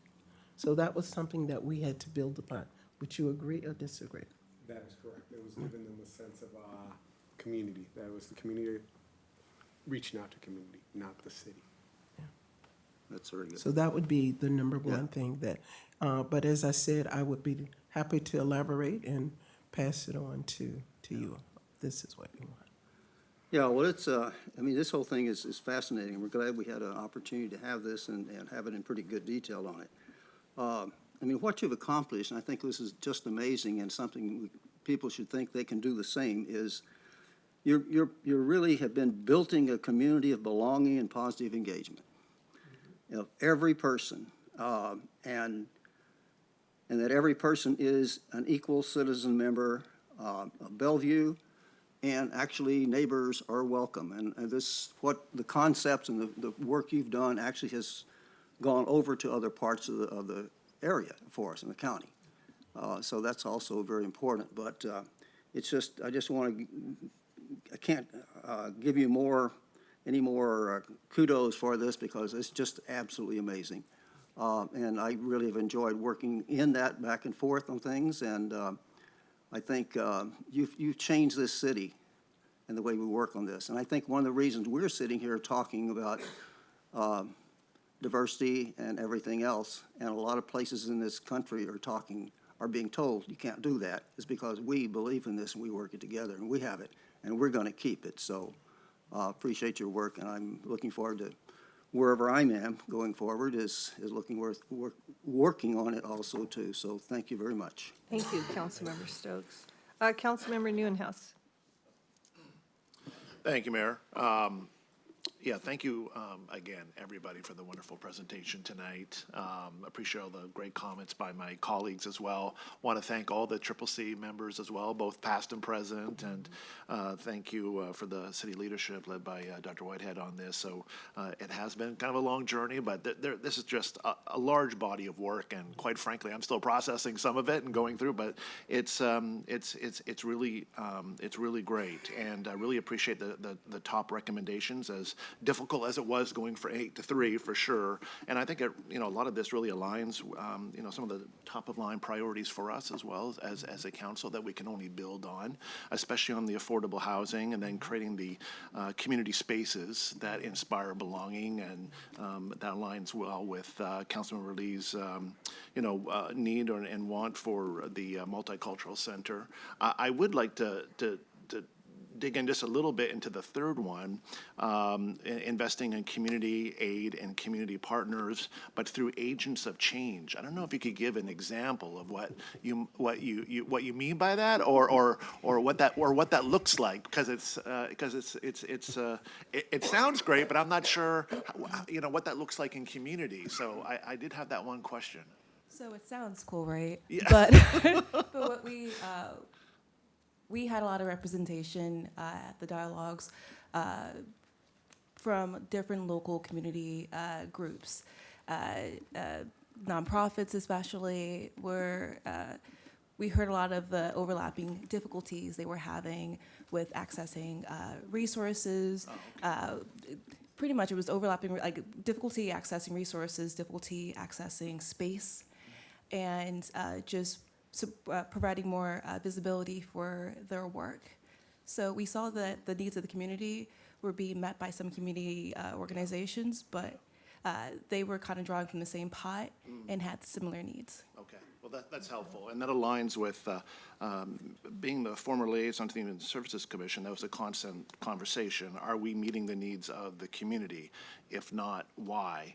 Are we going to the tried and true agencies that we've worked with in the past and know do a great job, or are we able to also address emerging issues that might be coming? Or people that had different experiences or come from different parts of the world that we're not addressing. So I would even suggest, if you were thinking about it or not thinking about it already, maybe doing this presentation in front of the Human Services Commission, I think would be great for them to hear some of the findings from this as well. And then I just want to echo the Deputy Mayor's comments about where we go from here in terms of transparent ways that this work makes its way into the body of the city, if you will, and the different departments, et cetera, what that looks like as we see this work start to emerge and create this greater framework for the importance of living up to our vision, as you've stated multiple times, and ensuring that everyone feels welcome and everyone feels like they belong in our city. So thank you so much. Thank you. Thank you. Councilmember Hamilton. Thank you, Mayor. Thank you for the presentation. I walked into one of the community conversations at Crossroads the summer of '23, and I didn't really know what I was getting into. I wasn't completely sure what CCC was, but it was right in my neighborhood, and so I showed up. I think Deputy City Manager McCommon was there as well, and I can tell you just from that moment, I was really, really taken by the effort and by the way you went about it. So very impressed along the way. Really appreciate all this work, the CCC members, the community involvement, all the staff work. everyone that's been involved, just past and present, have really done a tremendous service for the community. And as you've mentioned, this is, challenging work, but I think you've met the challenge. There's more to do, for sure, but you've laid a strong foundation which we can build on. And I think this work really is just so important. And considering our national political climate, I just think really it's all the more important. And now is the time to double down on the goal of increasing diversity, equity, inclusion, and belonging in our community. And I think one very important way for us to double down on diversity, equity, inclusion, and belonging is to double down on CCC. I want to be sure that we continue to provide full support for the CCC initiative. I know that there, I hope, is a good long future, but I do have a couple of questions about CCC and its future and its ongoing funding. And so I'm just curious, what is the plan beyond this year, and is CCC funded, and what might we be taking a look at to make sure that we can support CCC going forward? Happy to follow up with you on that if the. We have funds for 2025. Okay. And I guess we're trying to prove our worth, and we will look at how do we move forward beyond 2025. So it's exciting, all of the comments that I've heard, because you are the people that could give me money, maybe. So thank you very much. But we are working on that, and through our city manager, I will make certain we get back to you. Great. So I would love to do that, and love to find some ways just to, you mentioned these areas of opportunity, which I think are really good. Would love to kind of hear how we can support those areas of opportunity, and I think certainly beyond 2025. So it would be great to have a check-in with you at some point later this year about that, to make sure that, we continue to have a strong CCC team in place. And then, too, just one last question as far as the Diversity Advantage Plan. What's the timeline for completing that? When are we going to maybe have another touch on an update and have a chance to kind of hear a little bit more about it? We hope to be able to come back to you probably somewhere in Q2, probably towards the end of Q2. We're almost completed, but right now we are going back internally to all of our departments to make certain we're all in alignment, and then, of course, taking it back to our leadership team. So those are some of the steps, making certain we have the right input at the right time. Awesome, great. Well, just really appreciate all of this effort. I know that this is not an effort that ever gets completed, so it's something we're going to continue to work on, and I'm just looking forward to staying involved and supporting the effort as we move forward. So Thank you very much. Thank you. So Councilmember Lee Stokes and I were part of the Diversity Advantage Plan when it first came out in 2014. And it's really amazing to see the progress. And, you said so many good things tonight, and like the difference between listening and being heard, and making sure that the conversations that you have and the values that you elucidate are being carried into, not just into our session here tonight, but into our policies. And so I can assure you that, having watched this evolve since 2014, a lot of the things you talk about are in conversation with the policies that we do and the policy work that we do, and it's really encouraging. And I think that the multicultural space and the way that you describe what you want to see, the events that represent you in a community space that inspires belonging, I mean, that's wonderful. That's a great guidance for the work we're going to be doing on that. And then that common theme of having that sense of belonging. It's not enough to just welcome somebody. We want people to feel like they belong here as well. And so that's a common theme that I hear. I am glad that the students have the chance to see our police as community partners. I think it's really important that they all have a sensitivity to each other and appreciation of each other, students to police and vice versa. And And I think that was it. I see you back there, Justin. I just want to tell you that we've been lauding you tonight. And I'm sorry you missed it, but you can catch it on tape. So thank you for all your work and all of you, and keep up the good work. I think you hear the encouragement from the council here. So we'll look forward to hearing back from you. Thank you. May I ask, hopefully I'm not too out of line, but our team here, our Triple C team, would love to have a picture with you. I think that's a great Is that idea. So possible? we'll And take I a know it's little been photo long. break here, okay? Thank you so much. Yes. We appreciate that. Okay, we're going to move on to item A.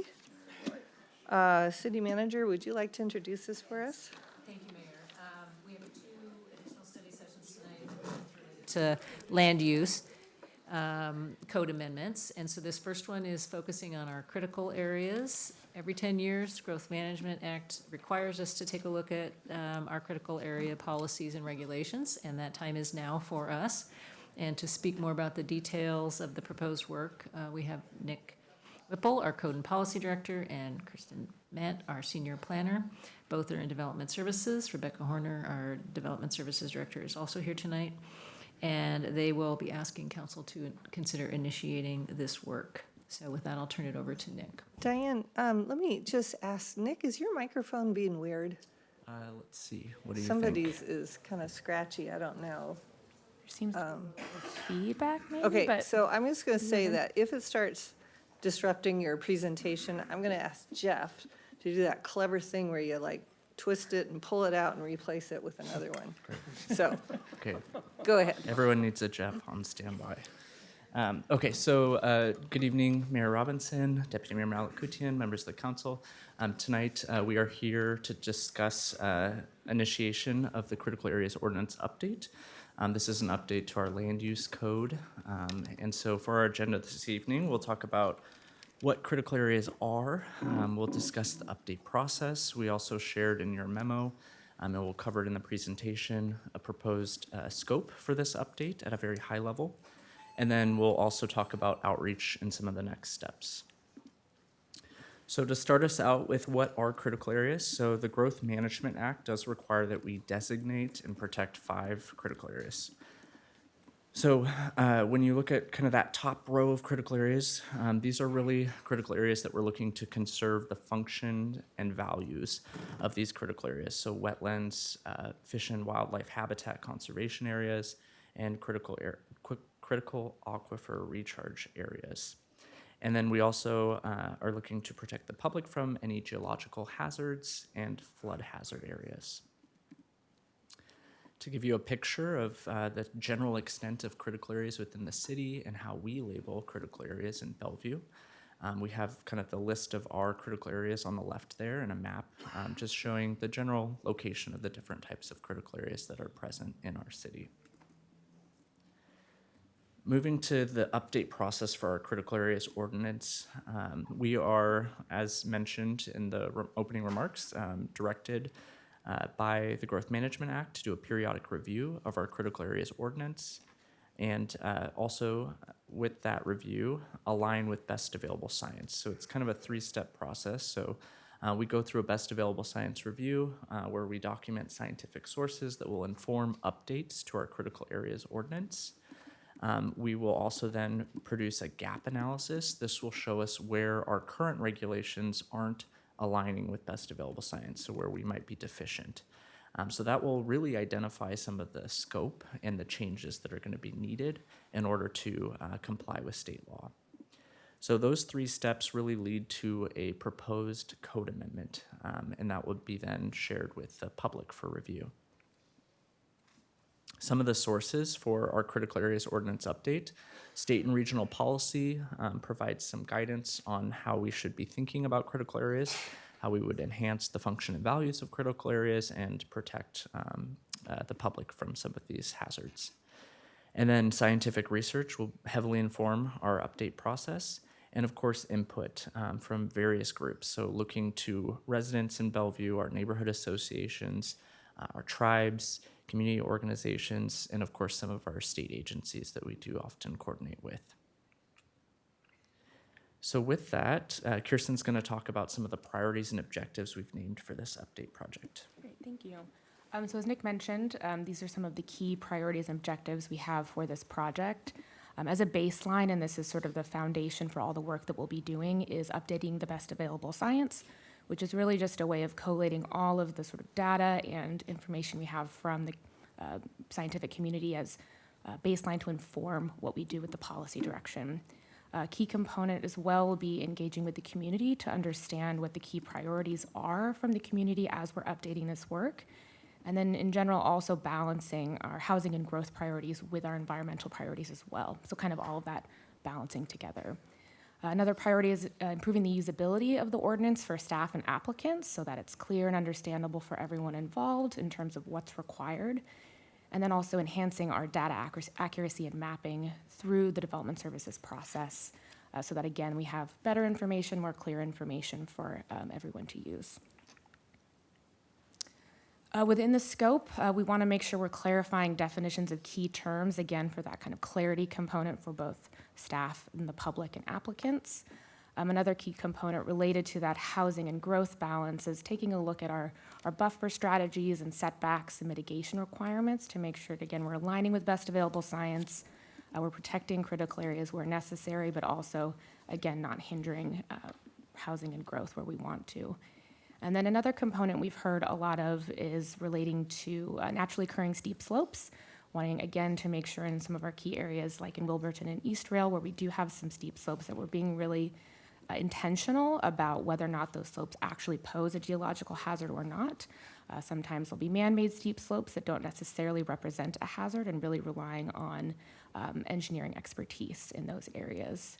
And then as we've heard tonight as well during public comment, in the Bell Red area, that will be a priority. So we'll be working closely with the Bell Red project as well. Some other elements of the scope, we currently have a very particular density calculation approach in our critical areas code. This is another component of that housing and growth balance to make sure, again, that using our best available science and the most updated guidance from the state and from other people from the wetlands population, folks that work on that work, that we're not necessarily penalizing housing growth and density, but still protecting critical areas. So those are, again, that key balance. And then again, with that kind of simplification and streamlining, making sure that the process is as streamlined and clear as possible, that we're making sure that those permits are being processed properly, but also that we're not holding up a lot of projects as well. Overall engagement approach, as Nick kind of alluded to, again, the best available science review. That is as we're kind of working to develop the best available science, making sure as many folks as we can from the scientific community, agencies, tribal organizations are reviewing that. There's, of course, going to be a lot of community engagement, including input from residents, different neighborhood associations, community associations. We'll be maintaining our online presence. I believe we will be launching that website after the initiation process, and then coordination with our state agencies, other environmental groups in the cities, and the Bellevue Development Committee. In terms of community workshops and info sessions, one of the first dates we kind of have pinned down is we're excited to have a booth at the Earth Fest event on April 19th, and that will be led kind of by the ESI team. It's a afternoon event. I think it's from 11 to 3. Last year we had really great attendance. It's kind of come and go as you please. There'll be a lot of different activities, so we will be there talking to folks. We'll be holding 2 community workshops, one prior to the development of the code. Part of that will be discussing best available science and gathering information from the community, and then some information sessions and community workshops once we have the draft and can get that in front of people. As I mentioned as well, there will be important stakeholder engagement. We'll be engaging with environmental groups locally, the Bellevue Development Committee, ongoing engagement throughout the process with neighborhood associations and residents, and then again, that ongoing coordination component with ecology, Department of Fish and Wildlife, Department of Commerce, all those really key state agencies that work on this. In terms of the process, we're really in this phase 1 component, research, engagement. We have a consultant team on board that's really helping us with the best available science component as well, and the gap analysis that Nick mentioned, and then kind of solidifying that scope as we work through the engagement component so that we can then start drafting in the summertime and come back for the whole public hearing process and action process towards the end of the year A really important component of this is we do have a deadline for compliance with the state of December 31st of this year. So that is really driving a lot of the scope and timeline for this, so we can make sure we're on track to meet our requirements with the state. And that is all we have today for the presentation. Okay, you. great. Thank you very much. Well, let's start with our deputy mayor. Thank you so much, Mayor. Thank you both for a great presentation. I have two questions. One is, as we heard from the public hearing, there would be a balance between the critical area ordinance and our environment.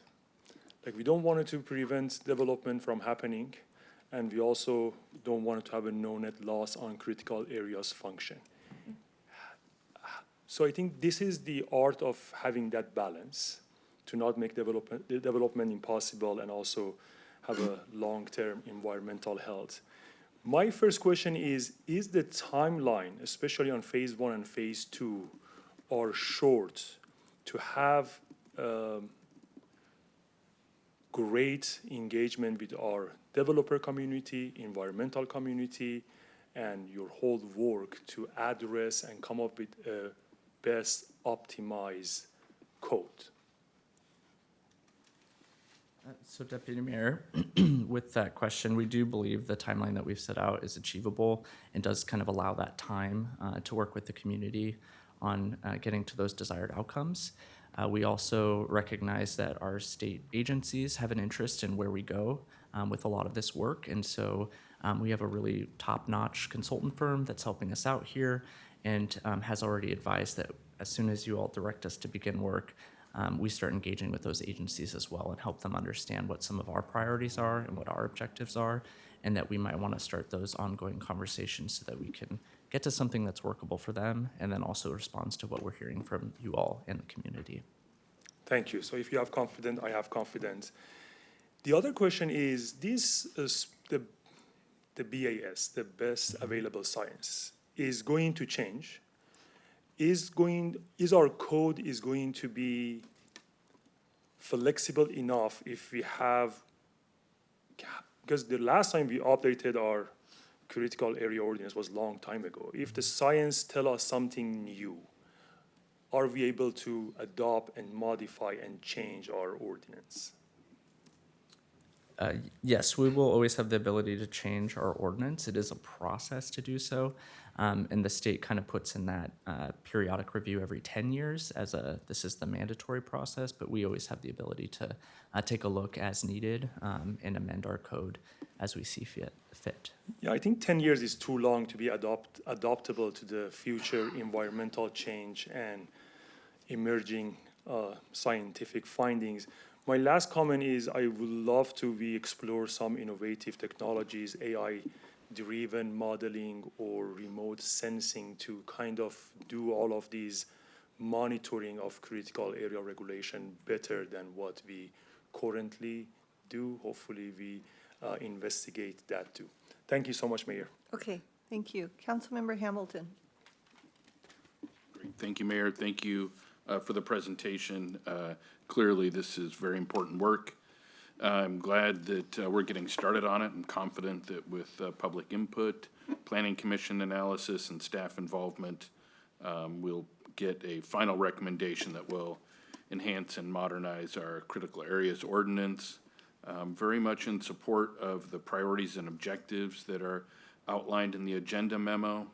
Of course, ensuring that we're aligned with the state requirements and the best available science, balancing housing and growth, thorough public engagement, improving clarity and usability of the critical areas ordinance for staff and applicants, and then the enhanced data accuracy are critically important goals.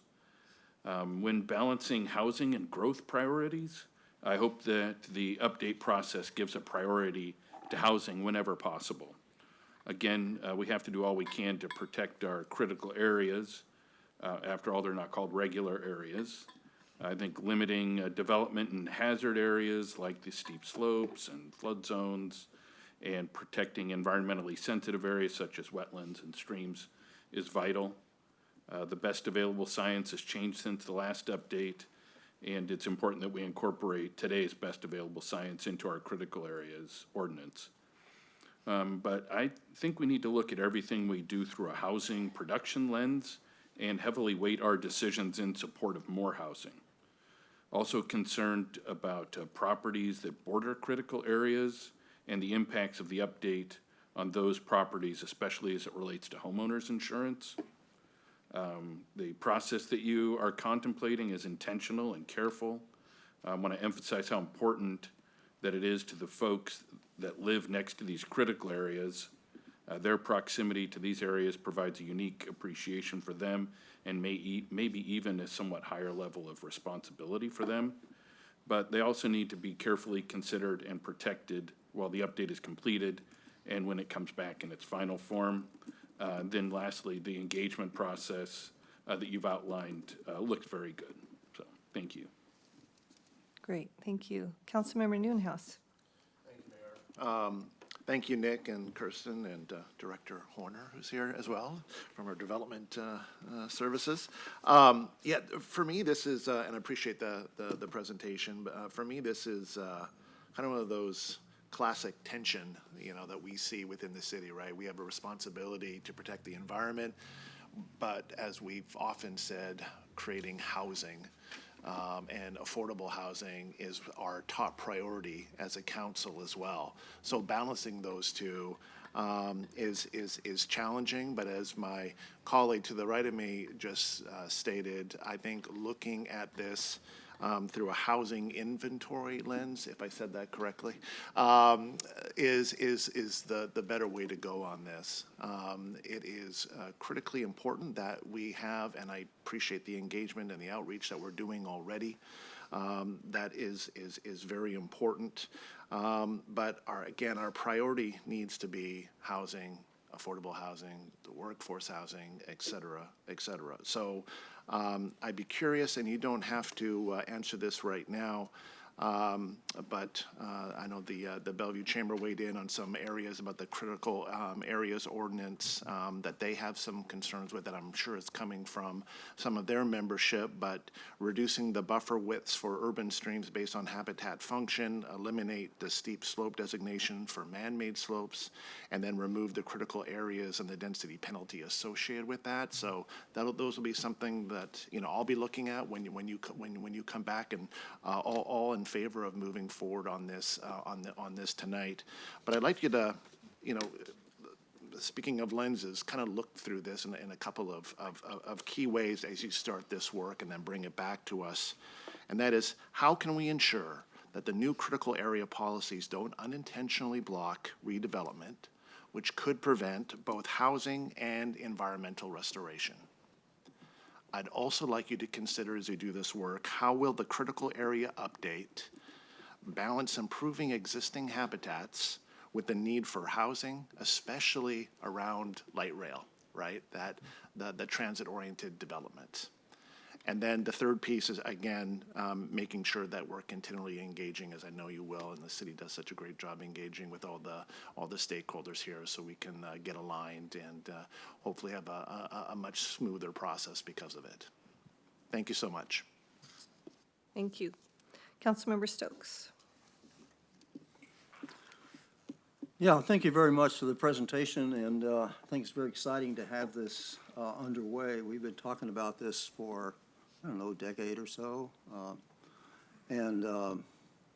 We studied this area for a long time, and things have changed, of course, and really appreciate the fact that you are up to date on this and really working at this, and I think a year or so to get this going is not bad at all. And it also, I hope you mean it, that it gives you plenty of time to get this put together, because I know these things take a lot of time and things change. But the thing you've laid out for us here, I think, is very, very good, very rational, very put together. So I'm looking forward to this going forward.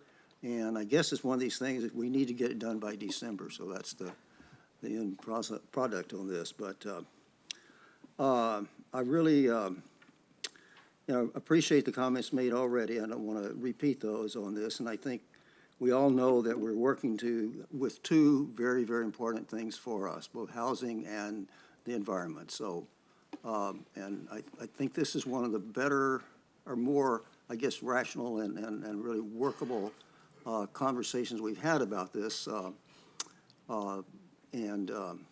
That's good that we're doing this. And I think we can accomplish this ways. It's not an either or. And I think what I've listened from, years past where it wasn't either or. And at this point, I don't really hear anybody of substance talking about this. Well, you've got to do the housing and what the heck with the environment or vice versa. So that's what we're looking at. And I think we have the ability to do that in different ways.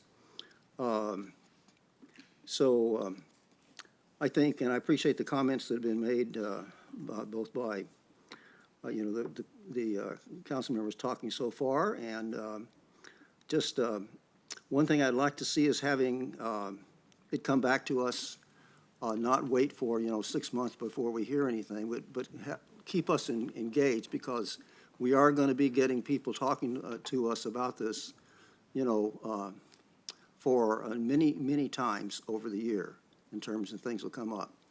And so I think we have built a really good relationship in terms of having the conversations and all, because sometimes we've had these things where we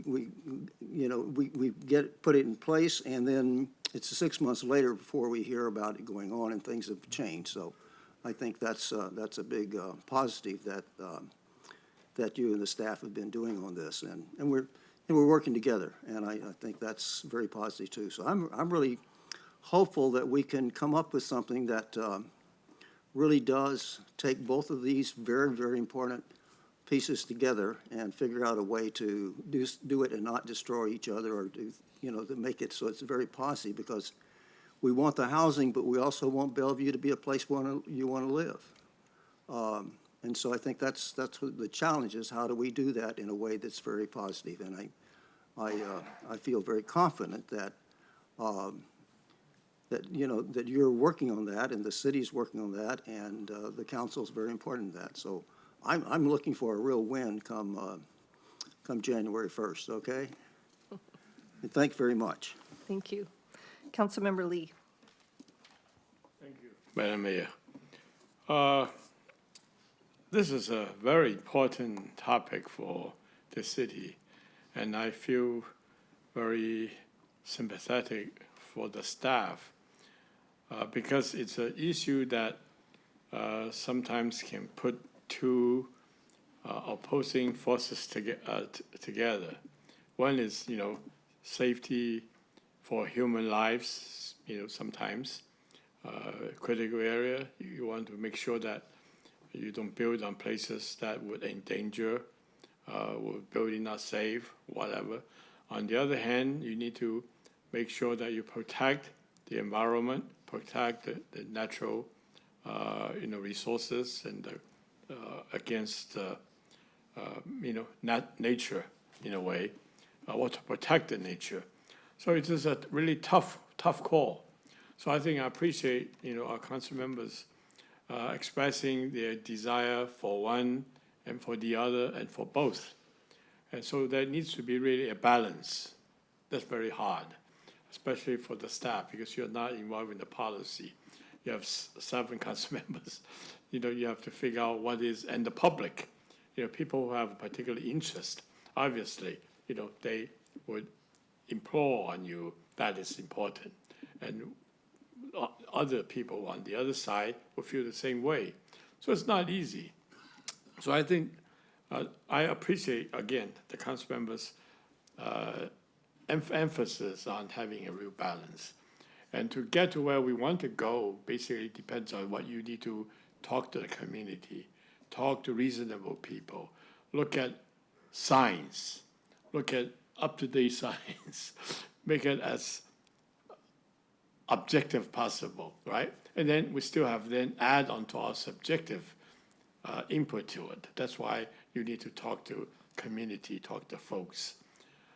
So it's not easy. So I just want to be upfront to say that we will need lots of information, but we depend a lot on you to provide us with those information and communication so that we can provide you a real good, balanced, rational approach, or actually not even approach, rational policy decision on the end. So I look forward to having lots of conversations, having lots of debate going back and forth. And it doesn't mean that if we say one thing, it's lacking detail, lacking concrete. We want to have you give us the real, analysis, the technical analysis, scientific information, and what you believe is the best, to come to a middle ground, a happy medium. So I thank you in advance so that we're going to have a real good product. Thank you. Thank you, Councilmember Lee. Councilmember Zahn. Yes, thank you for initiating this important work. I keep thinking about, certainly we've seen with the climate and the severe weather that we see now, we're seeing more rain events, more floods. And as we then think ahead about making sure that striking the right balance of the critical areas ordinance and making sure that we are doing that in the smartest way to balance growth and housing. I really appreciate that you named the best science and innovation and creativity, because I believe that when we work with our development community and designers for future development, they are very innovative and creative. And so being able to strike that right balance and work in partnership is going to be really important. And I have seen us continually work in partnership in just that way, right, with the Bellevue Development Committee under Director Horner, and engaging in a way that really helps us get to what is the right balance and what is the right solution. I think a lot about the fact that certainly we've heard over the years for the development community that predictability is really important and consistency. And yet, that doesn't always engender the kind of adaptability and flexibility we might need to thread a needle through being able to daylight streams and making sure that we have healthy habitat and we're able to build at the same time in the most efficient and effective way. So I'm excited about you doing this work, engaging with the development community, and I appreciate the comments that we did receive in public testimony related to that. The question that I have is this. Are there other cities that have updated their critical areas ordinance that is ahead of us, that we could have some lessons learned about what they have found in trying to strike that balance of flexibility and adaptability and innovation, and also the predictability piece? I'm curious about whether there are times where we can have a performance-based outcome standard versus a prescriptive standard from the beginning that kind of locks in requirements. So again, it's striking that balance between, right, prescriptive, really predictable, and yet more restrictive versus a performance outcome-based type of thinking. And then, yeah, just understanding what other cities might be doing and then engaging with the community. Love the fact that we're going to have something at Earth Fest. Was at the National Wetland Day a couple of weeks ago, and seeing how, as we engage with the community, they also have different venues to learn about what we're doing and what's important to them too. But I would like to get a sense for what other cities might be doing already. Sure, and thank you, Councilmember Zahn, for those questions. So there are other cities that have kind of beat us in terms of completing their periodic update to their regulations. We also have a stakeholder community that's pretty eager to point out what they like about these other communities. So we've gotten a pretty good sense of what's going on around the region. Our consultant that we selected has also kind of come off work from those other communities too. So we're benefiting from their direct experience with updating other communities' critical areas ordinances. I think where we have identified some real opportunity is around our streams and how we can better respond to an urban stream context in supporting development near these streams. And that's something that other communities have focused on. Woodinville and Issaquah, we've heard, have also taken that on as an important priority. So excited to kind of see what we can do in Bellevue to advance that priority. And then in terms of the performance-based outcome, that is something that we have in place now, and it's something that we want to take a closer look at how we might be able to really build on that, looking at performance standards for development, so accepting kind of more innovative approaches to how you can get to the same outcome, rather than being overly prescriptive, recognizing that critical areas vary site to site. They all have different ratings, conditions, history.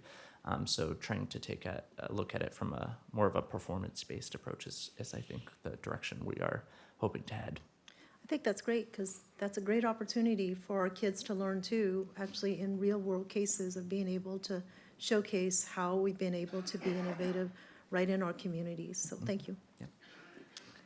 Well, great. Nice presentation. I'm excited to start this and to see the outreach that you do and the communications that you have with the community and the stakeholders in the property developers and everybody else, and the environmental people and everybody. So I know you do a thorough process, and I'm really looking forward to getting this off the ground and seeing what you come up with. So look forward to hearing back from you. So with that, can I have a motion, please? I move to direct staff to initiate work on critical area ordinance update LUCA and direct the planning commission to review and process the LUCA. Second. All those in favor say aye. Aye. Any opposed? Okay, good, thank you. Does anybody need a break, or shall we continue on? 3 minutes would be great. 3 minutes break? Okay, let's take a break till 8:30.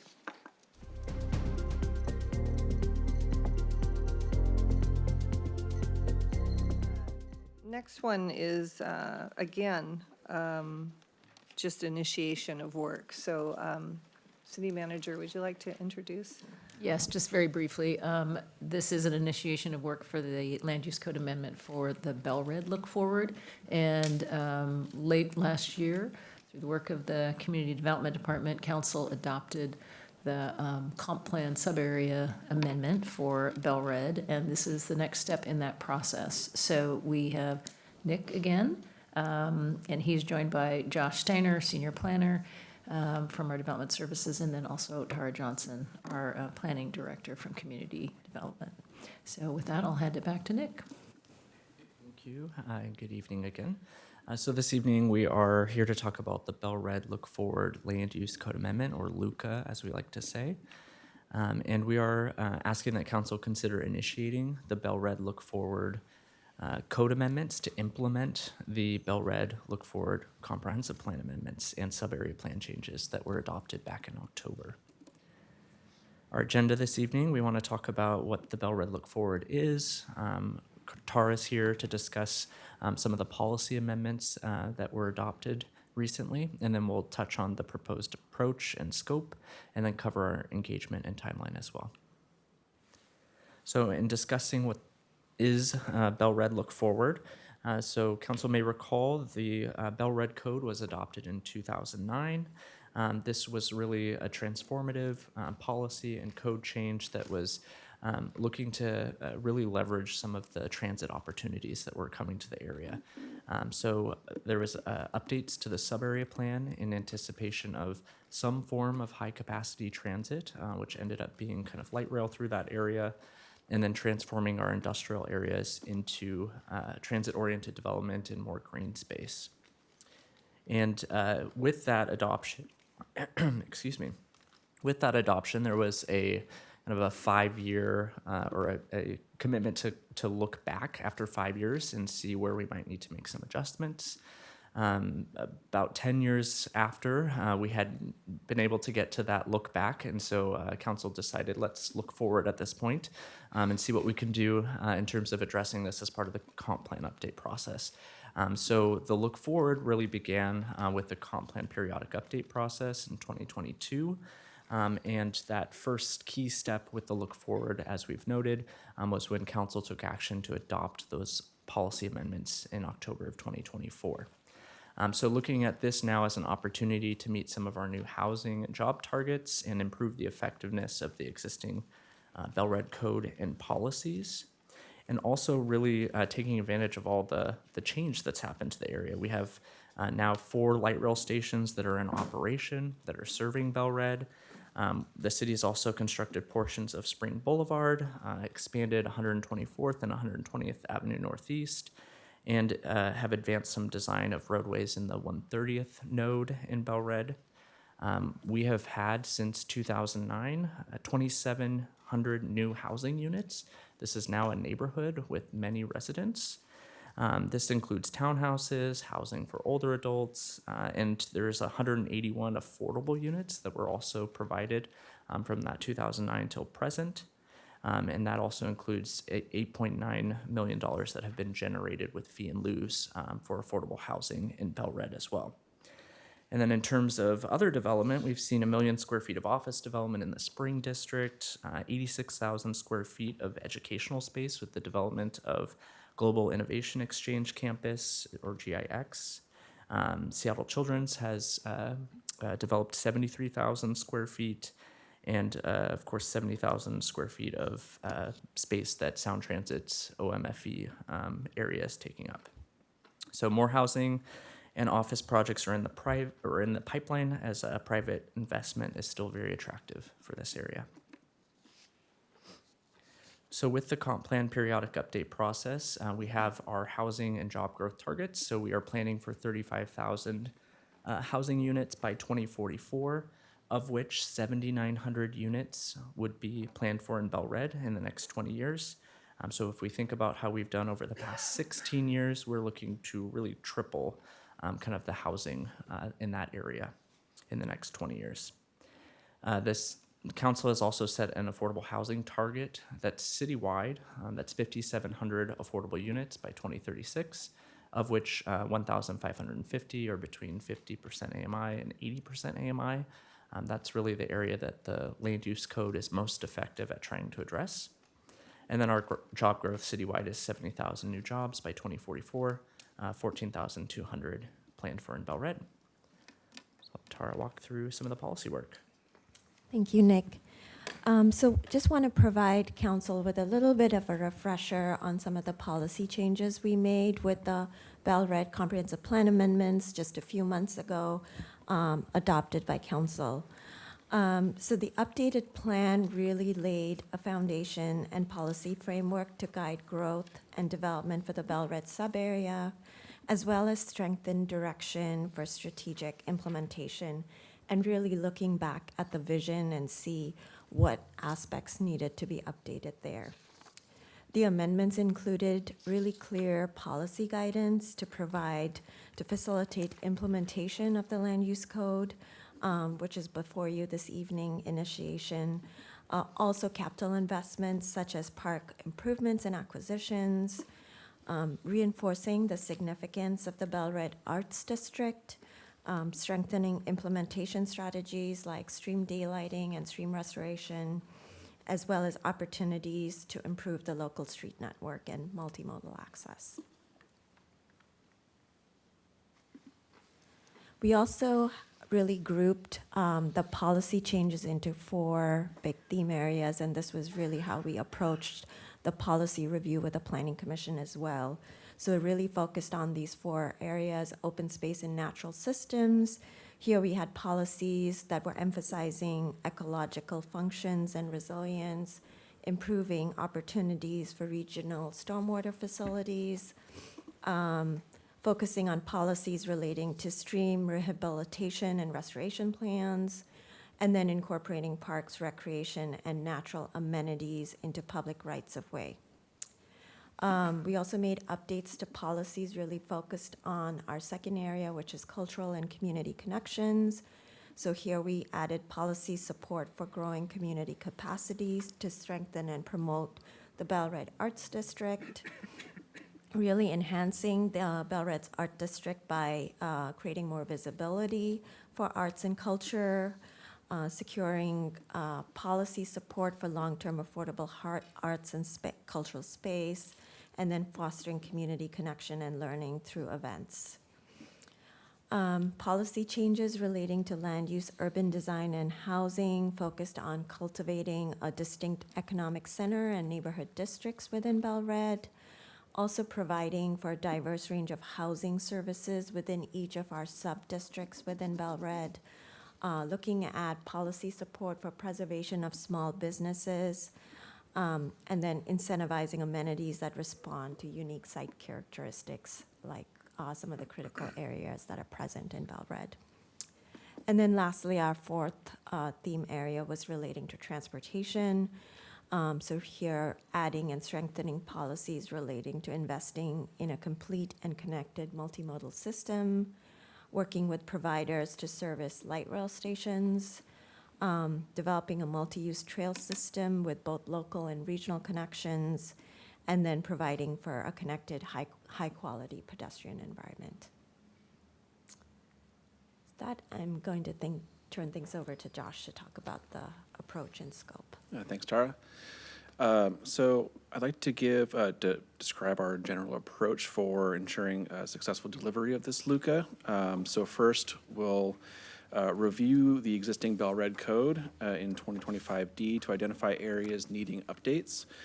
So staff have already started to compile a list of code amendments, code amendment update requests over the past few years, which we'll use as a starting point.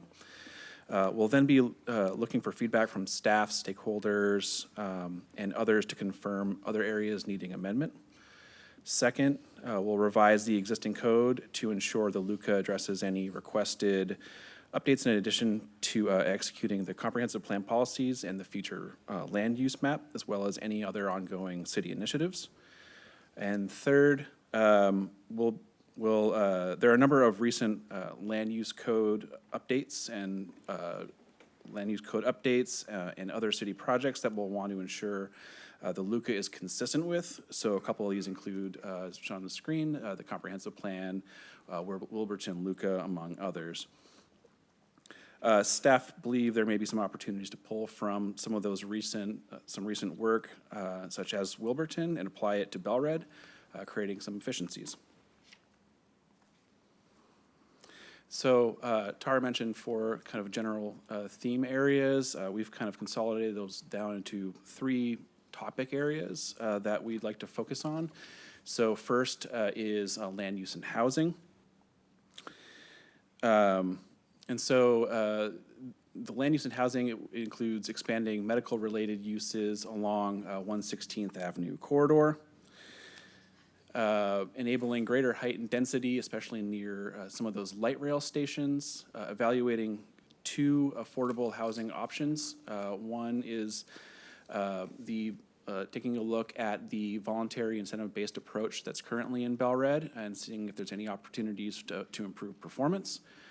And another is to establish a requirement or for mandatory affordable housing. We do have a framework from Wilburton that may be available, and my understanding is the Wilburton LUCA will be in front of council in the next couple months.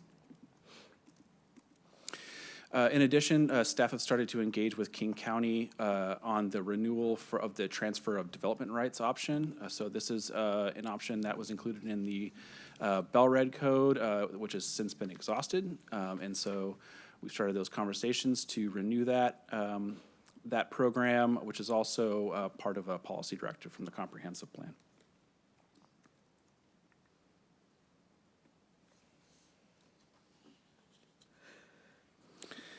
The second topic is streets and streams. So this will include refining implementation approaches to the Bellred Streets Plan. The graphic on the bottom left shows the current location of local streets and the local street grid, which are required facilities to be provided by development. This LUCA will evaluate any potential amendments to the street grid and how it is implemented. In addition, we'll be looking for opportunities to strengthen incentives for daylighting streams in Bellred. And streams are located in the bottom right graphic. generally. And this is probably one of those areas where there's overlap with the critical areas ordinance that was discussed earlier. And the third kind of topic area, arts, is an important component and identity of Bellred. The LUCA will be expanding on the existing land use code approaches to support the arts, specifically within the Bellred's Art District, shown in the bottom right. This area was adopted by council as part of the comprehensive plan.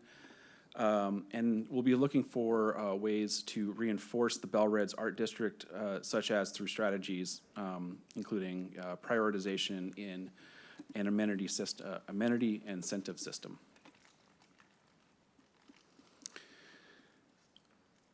We'll be coordinating the draft code review through a variety of folks, including the development community, the general public, internal stakeholders, as well as external stakeholders. Will then be presenting that draft to the Planning Commission, a series of study sessions and public hearing, and then presenting to council. I think one important piece of a phase of this work will be to ensure implementation of this code is feasible. So we've had included that as a phase of the scope of work. Moving on to the schedule, the project schedule is somewhat accelerated as staff do see this LUCA update as refinements to the existing code and to build on recently adopted policy. So we anticipate council review and action at the end of 2025 with draft LUCA development, review, and engagement occurring in Q1 and Q2 of 2025. And as I mentioned, some of that's already begun internally a little bit. And then Planning Commission review in Q3 of 2025. So with that, staff asks council to consider initiating the Bellred Look Forward Code amendments to implement the Bellred Look Forward Comprehensive Plan amendments and the sub-area plan. Okay, great, thank you.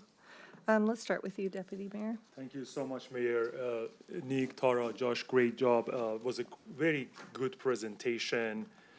I am so happy to see that we are doing the medical-related use along the 116. We need hospital, we need more life science building. That's amazing. Again, I think there are also, like the previous topic, we have competing priorities, and I have all of the faith in you guys that you have common sense solution and balanced approach. I hope we can incentivize the extreme daylighting and make developer avoid any unnecessarily or complex work that they need to do or delays for that work. And again, we have done a lot of good job in the Wilburton, so we can kind of follow that path. So the creating incentive for developer for extreme daylighting, I think, is very important. Whenever I hear about increasing floor area ratio and building height, I become very happy because we are addressing our supply of housing. But again, is a balance of, are we providing the adequate public amenities that for livability our community needs, like parks, open spaces, and transportation. Again, the balance between all of these, I'm sure you are going to address in all of your work with Planning Commission and all of the stakeholders that we have.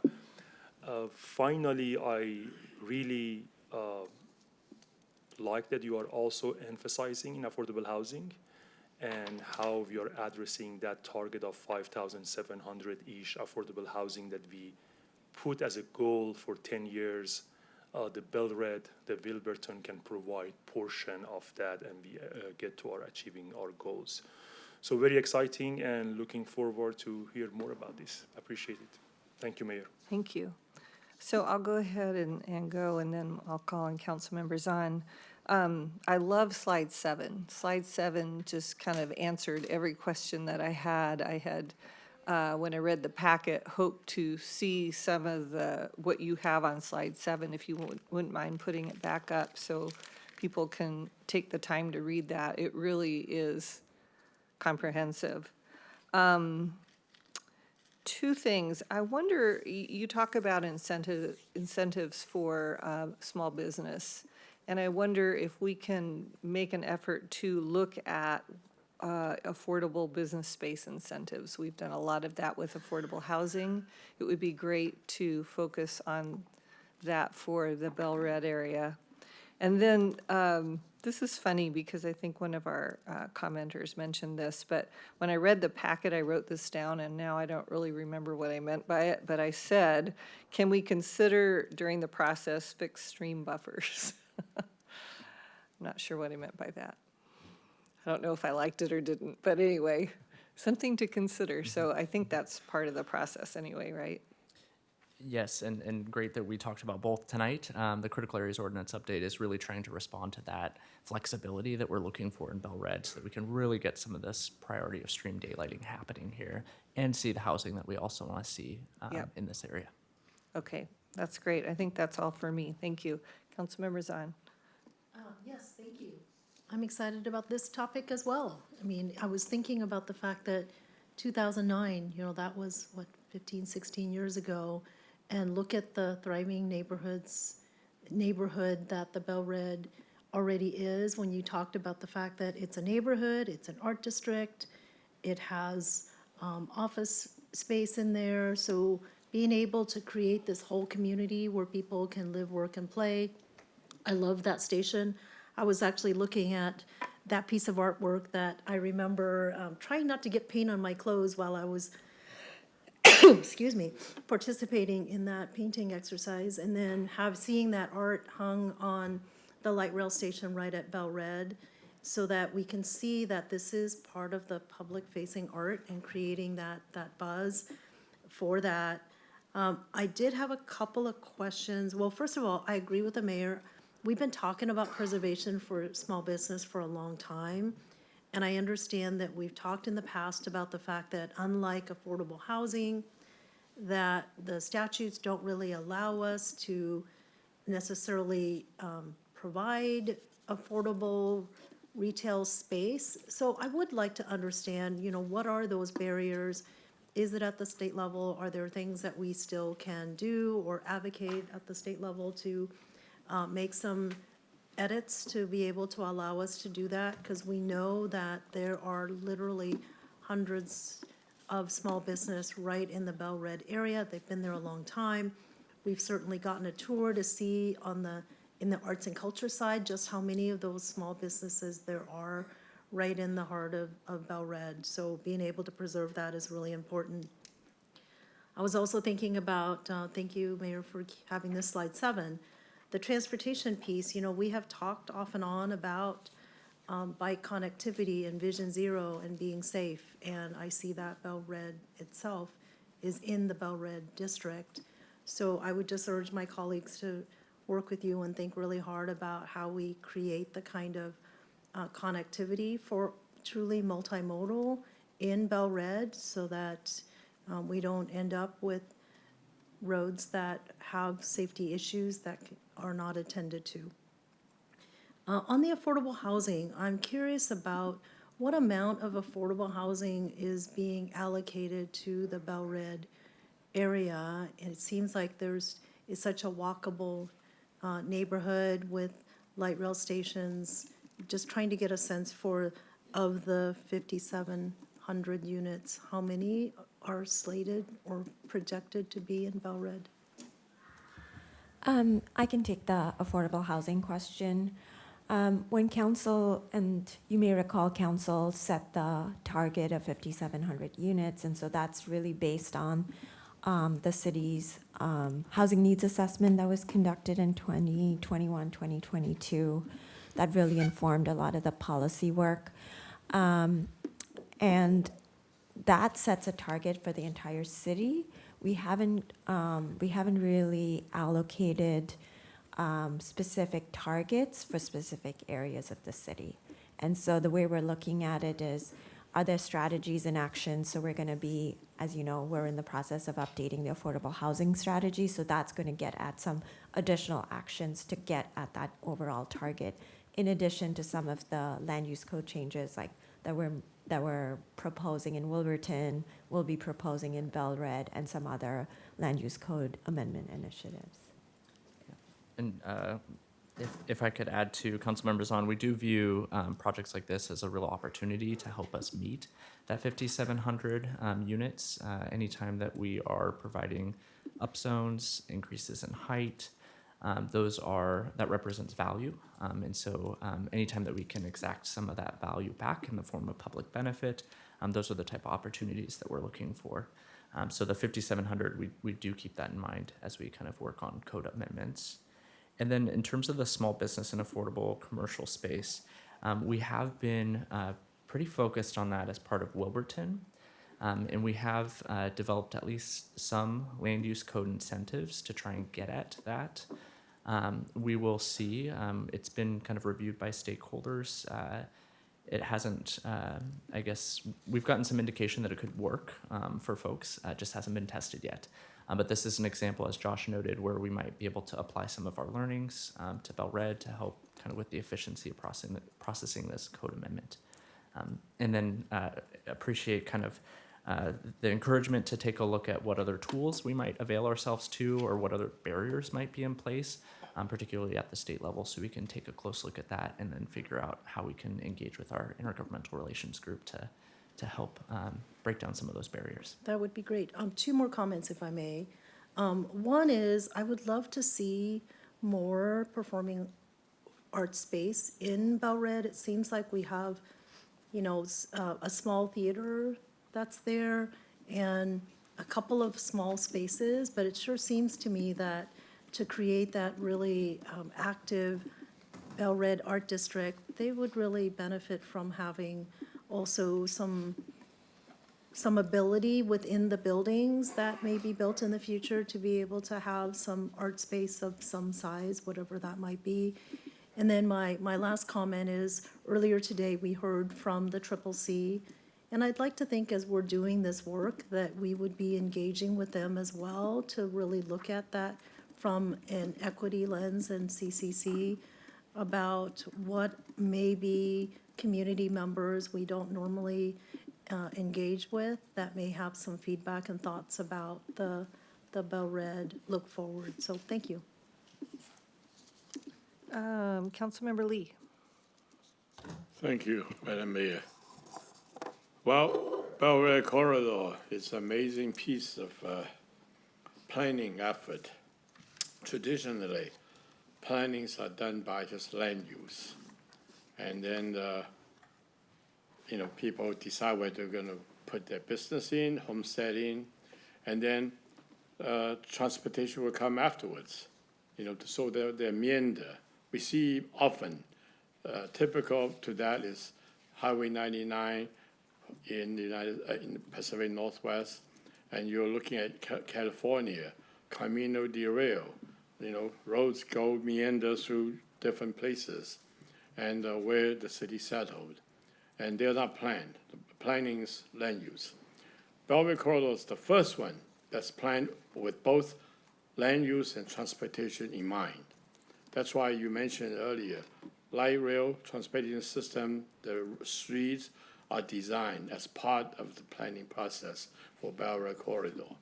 It's 900 acres. I don't know how many miles, but we have a jam. We have it's a piece that got national attention. As a result, we got some, a loan from the federal government, to really complete the whole thing, and so that's why we just have a product that we really can make a great use of it, and it's here. That's why we're talking. That's why we're developing all these great opportunities. So I believe that we have a opportunity to make it really unique, really good, and so just a comment on that. The things that you mentioned, we all support as the city's policies, and we're able to do that because we have a piece of planning development that we can do that. And I think housing we mentioned is very important. I'll have a couple of questions for that. when you mentioned in your description, there's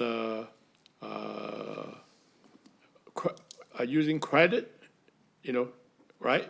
We will build a hospital area. You can provide more denser, more FAR.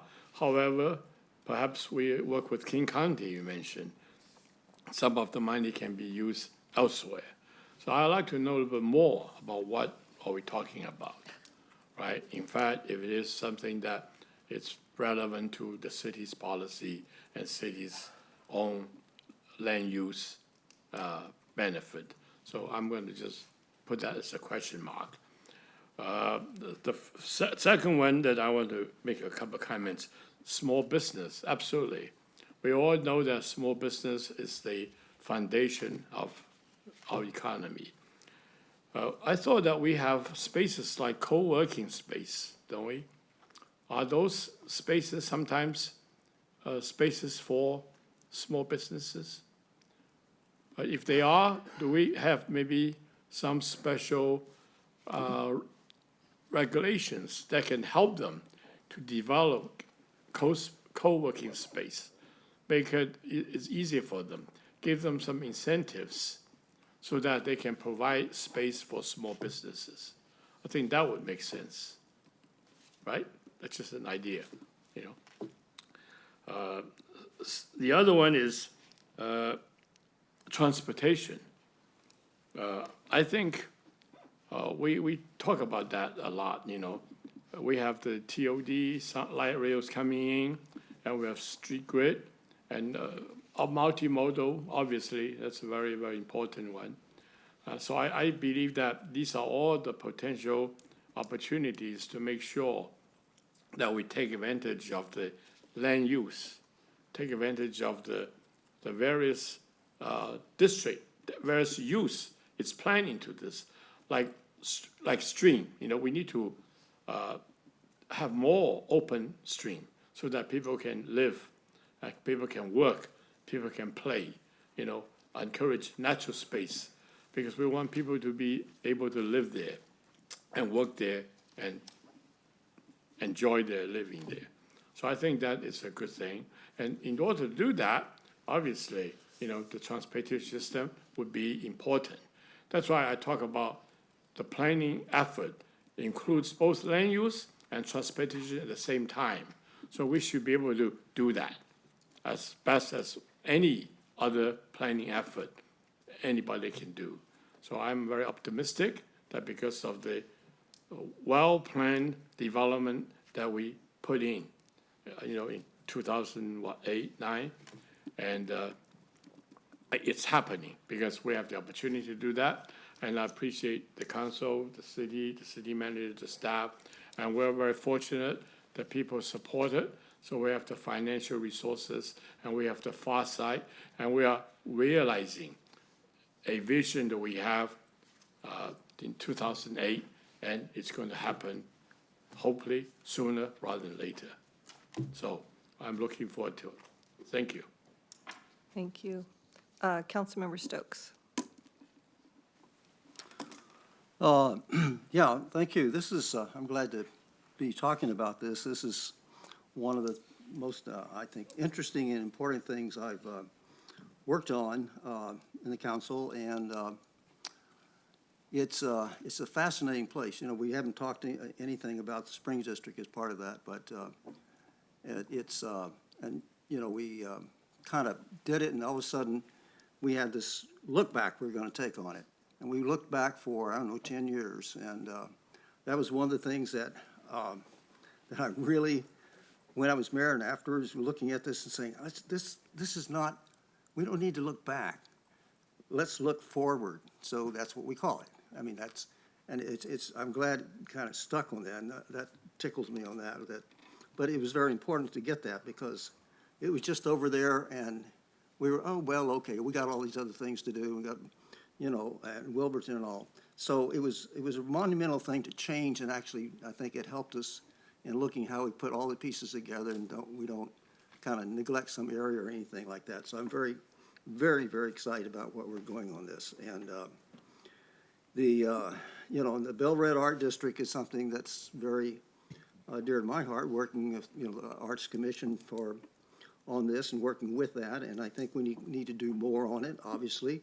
And having the Arts District within the whole piece, that kind of just grew. That's really exciting and something that the artists had been there forever, and we finally decided, let's get them out of the dark and put them up, and really work on it. So it's been a fascinating part of Bellevue, and it's just gone, it has its own history.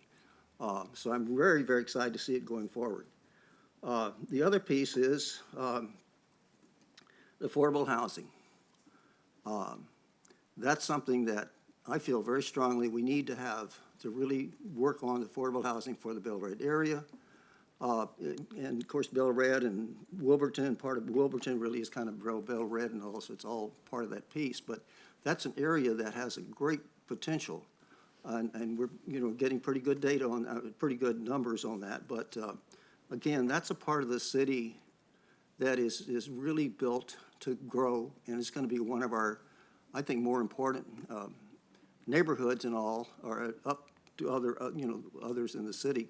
But it's just a tremendous opportunity, and it's really exciting to see that we've put this together, and you're working on this, and I think the plans are good. I'm just, I think we just have to make this work, and we will.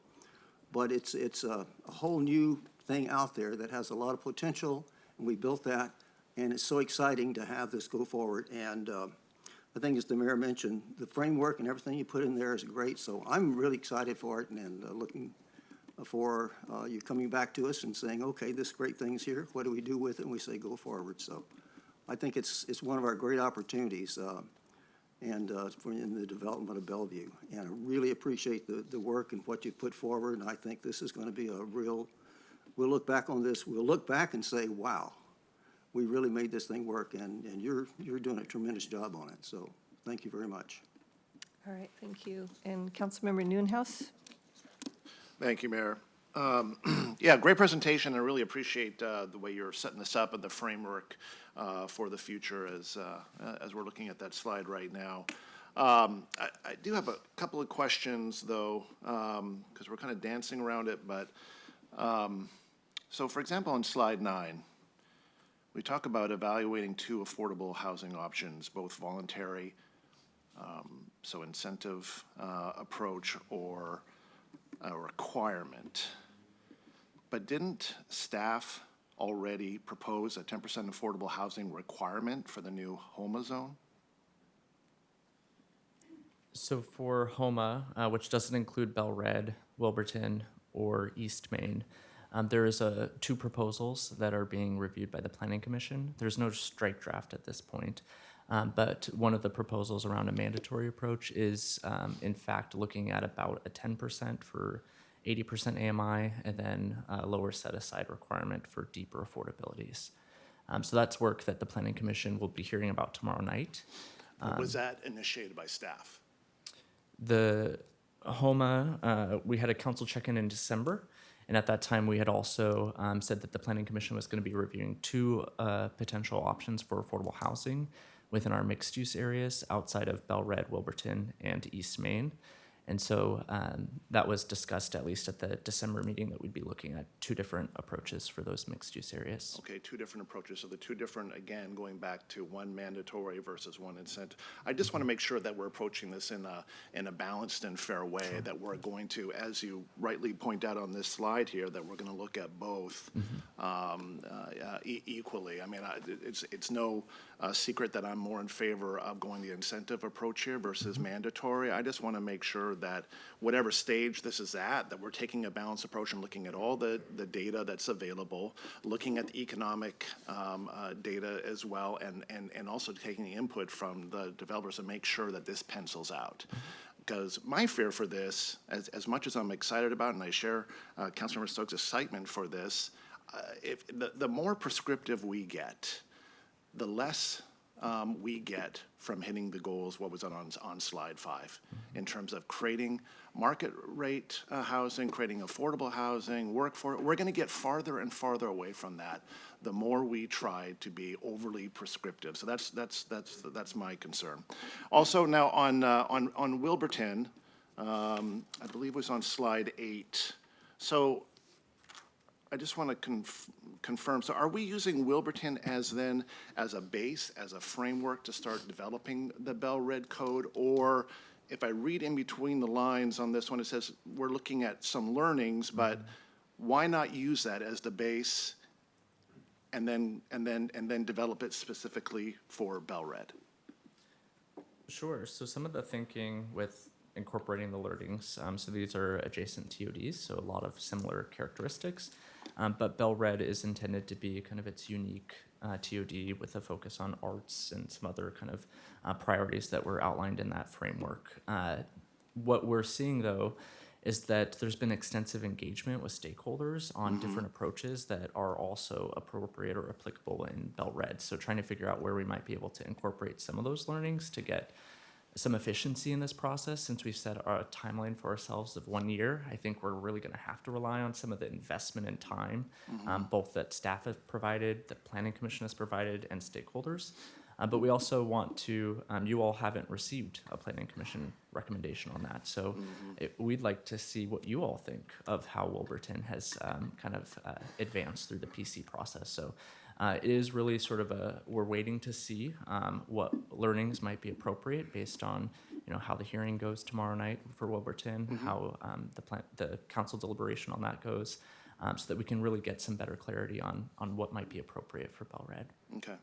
Yeah, I know they're different parts of the city and they're unique. And as you pointed out again on the framework there, we have a real emphasis on the arts and the culture, which I full-heartedly support. But it just seems like it's a good framework to start from. And I guess getting back to my bigger point here, and we always talk about it as a council, being nimble, being flexible, et cetera. So again, I would just encourage you to continue to look in that lens as we go through this process, making sure that we have the right check-ins, which I know you will, with key stakeholders, et cetera. I just want us to get close or beat the numbers that we're trying to hit here. And again, I just really want to underscore that I'm overly concerned that we're going to get overly prescriptive here, and then we're going to miss these numbers. So everything that we put in as another hurdle is a potential that we might not hit these goals. Look at the street grid, for example, is another one. If we're putting all the emphasis or putting all the onus on the developers to develop that street grid, we say what it's going to look like, and then they have to pay for it. There's going to be another pause there. Is it going to pencil out? And again, that puts us further away from hitting those numbers that we want to hit. So I would just encourage you to look through it that lens. And then this is no way to say we're just going to do whatever developers want us to or want to do. That in no way. But there's got to be a balance, and we've got to make sure we're hearing them, and we've got to understand the financial impacts or the economic impacts, making sure that this pencils out at every turn in order to encourage this development. And that's part of the reason, quite frankly, I think we're in this housing crisis. We've become overly prescriptive, and that's not about the city of Bellevue, just the entire region. So those are my comments. Thank you so much, and thank you for answering the questions. Thank you for that. And I'd just like to counsel staff, this is one council member's opinion, okay? This is not being voted on by the council. So I hope that we take all of our comments in that light. Okay. Councilmember Hamilton.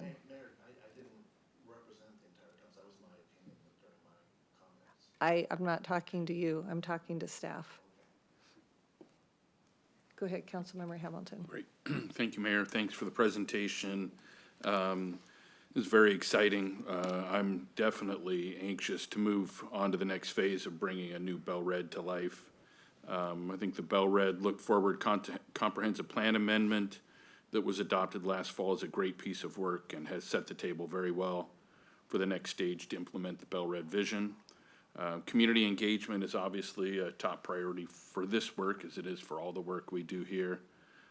The engagement process that was outlined earlier in the critical areas ordinance update, I think should be looked at as a template for bolstering the plan that was laid out in the agenda memo for Bell Red. It just seemed a little bit light, and certainly in comparison to the critical areas ordinance engagement plan.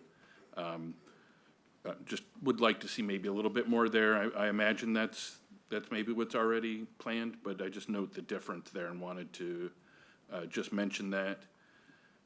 Too, and I know, you know, this kind of goes without saying, but I know I'll be looking really closely at the data that's collected during this process to inform the code.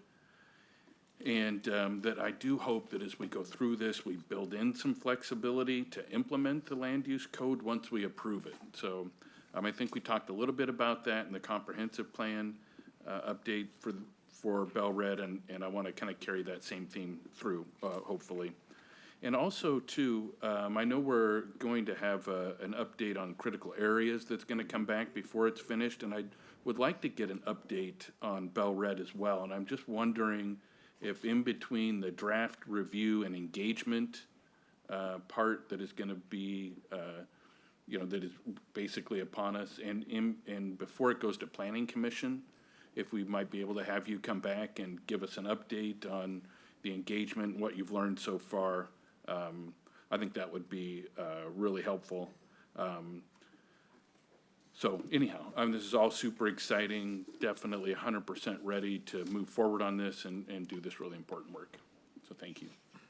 So before we make a motion, I'm just going to ask you, so a lot of comments on the affordable housing strategy, how we're going to, whether incentive or mandate, and we haven't had that conversation yet about Bellred or Wilburton. Can you just go over how that's going to come to council? Sure. Thank you, Mayor. So if we receive direction to initiate this code amendment, the way that we are intending to scope this is to have the Planning Commission review both options. As Josh had mentioned, we do have a voluntary approach currently. And so, and as Councilmember Hamilton noted, data is going to be really critical. So we'll be taking a look at how that's performing, whether there might be some opportunity to refine the current incentive-based approach, have the Planning Commission take a look at that option, or convert over to more of a mandatory approach, given the opportunity that presents when you provide increased development capacity.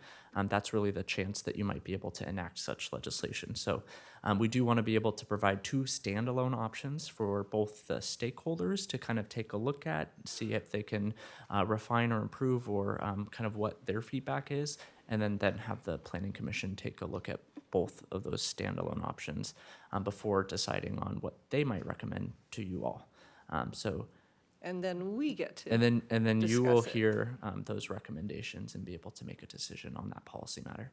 Okay. Yes, thanks. Thank you. Yes. Thank you. Perhaps there's a third option for the Planning Commission. The third is perhaps if they cannot do it with the incentive base or the mandatory base, maybe we have to let council know what target we may have to change or discuss. Okay. Councilmember Zahn, you had your hand up. Yeah, no, thank you. You know, I just wanted to comment as I was listening to my colleagues, because I will not be here when you come back to vote. And I just want to kind of maybe reiterate my comments over the last few years related to this discussion about affordable housing. And, you know, I just believe that we continue to work in partnership with our development community. And my hope is that we are talking about how to set the dial properly so we actually can get to inclusionary zoning where we have affordable housing that's being built. We spend so much time in the legislature talking about how to reduce all the hurdles to be able to build more housing, more affordable housing. And I just believe that Bellevue has so many smart people working here that we can figure out what that dial looks like. So just want to thank you, Mayor, the opportunity to say that, because I won't be here when this comes back. Oh, we're going to go around to everybody, or I think we're good. All right. Thank you. Could I have a motion? I move to direct staff to initiate work on Bellred Look Forward Land Use Code amendments. Second? All those in favor say aye. Aye. Any opposed? Okay, very good. Let me check my notes. Okay, in our written reports, we have written information on micromobility, the current state and local laws, and I encourage you to read that. And with that, we are adjourned.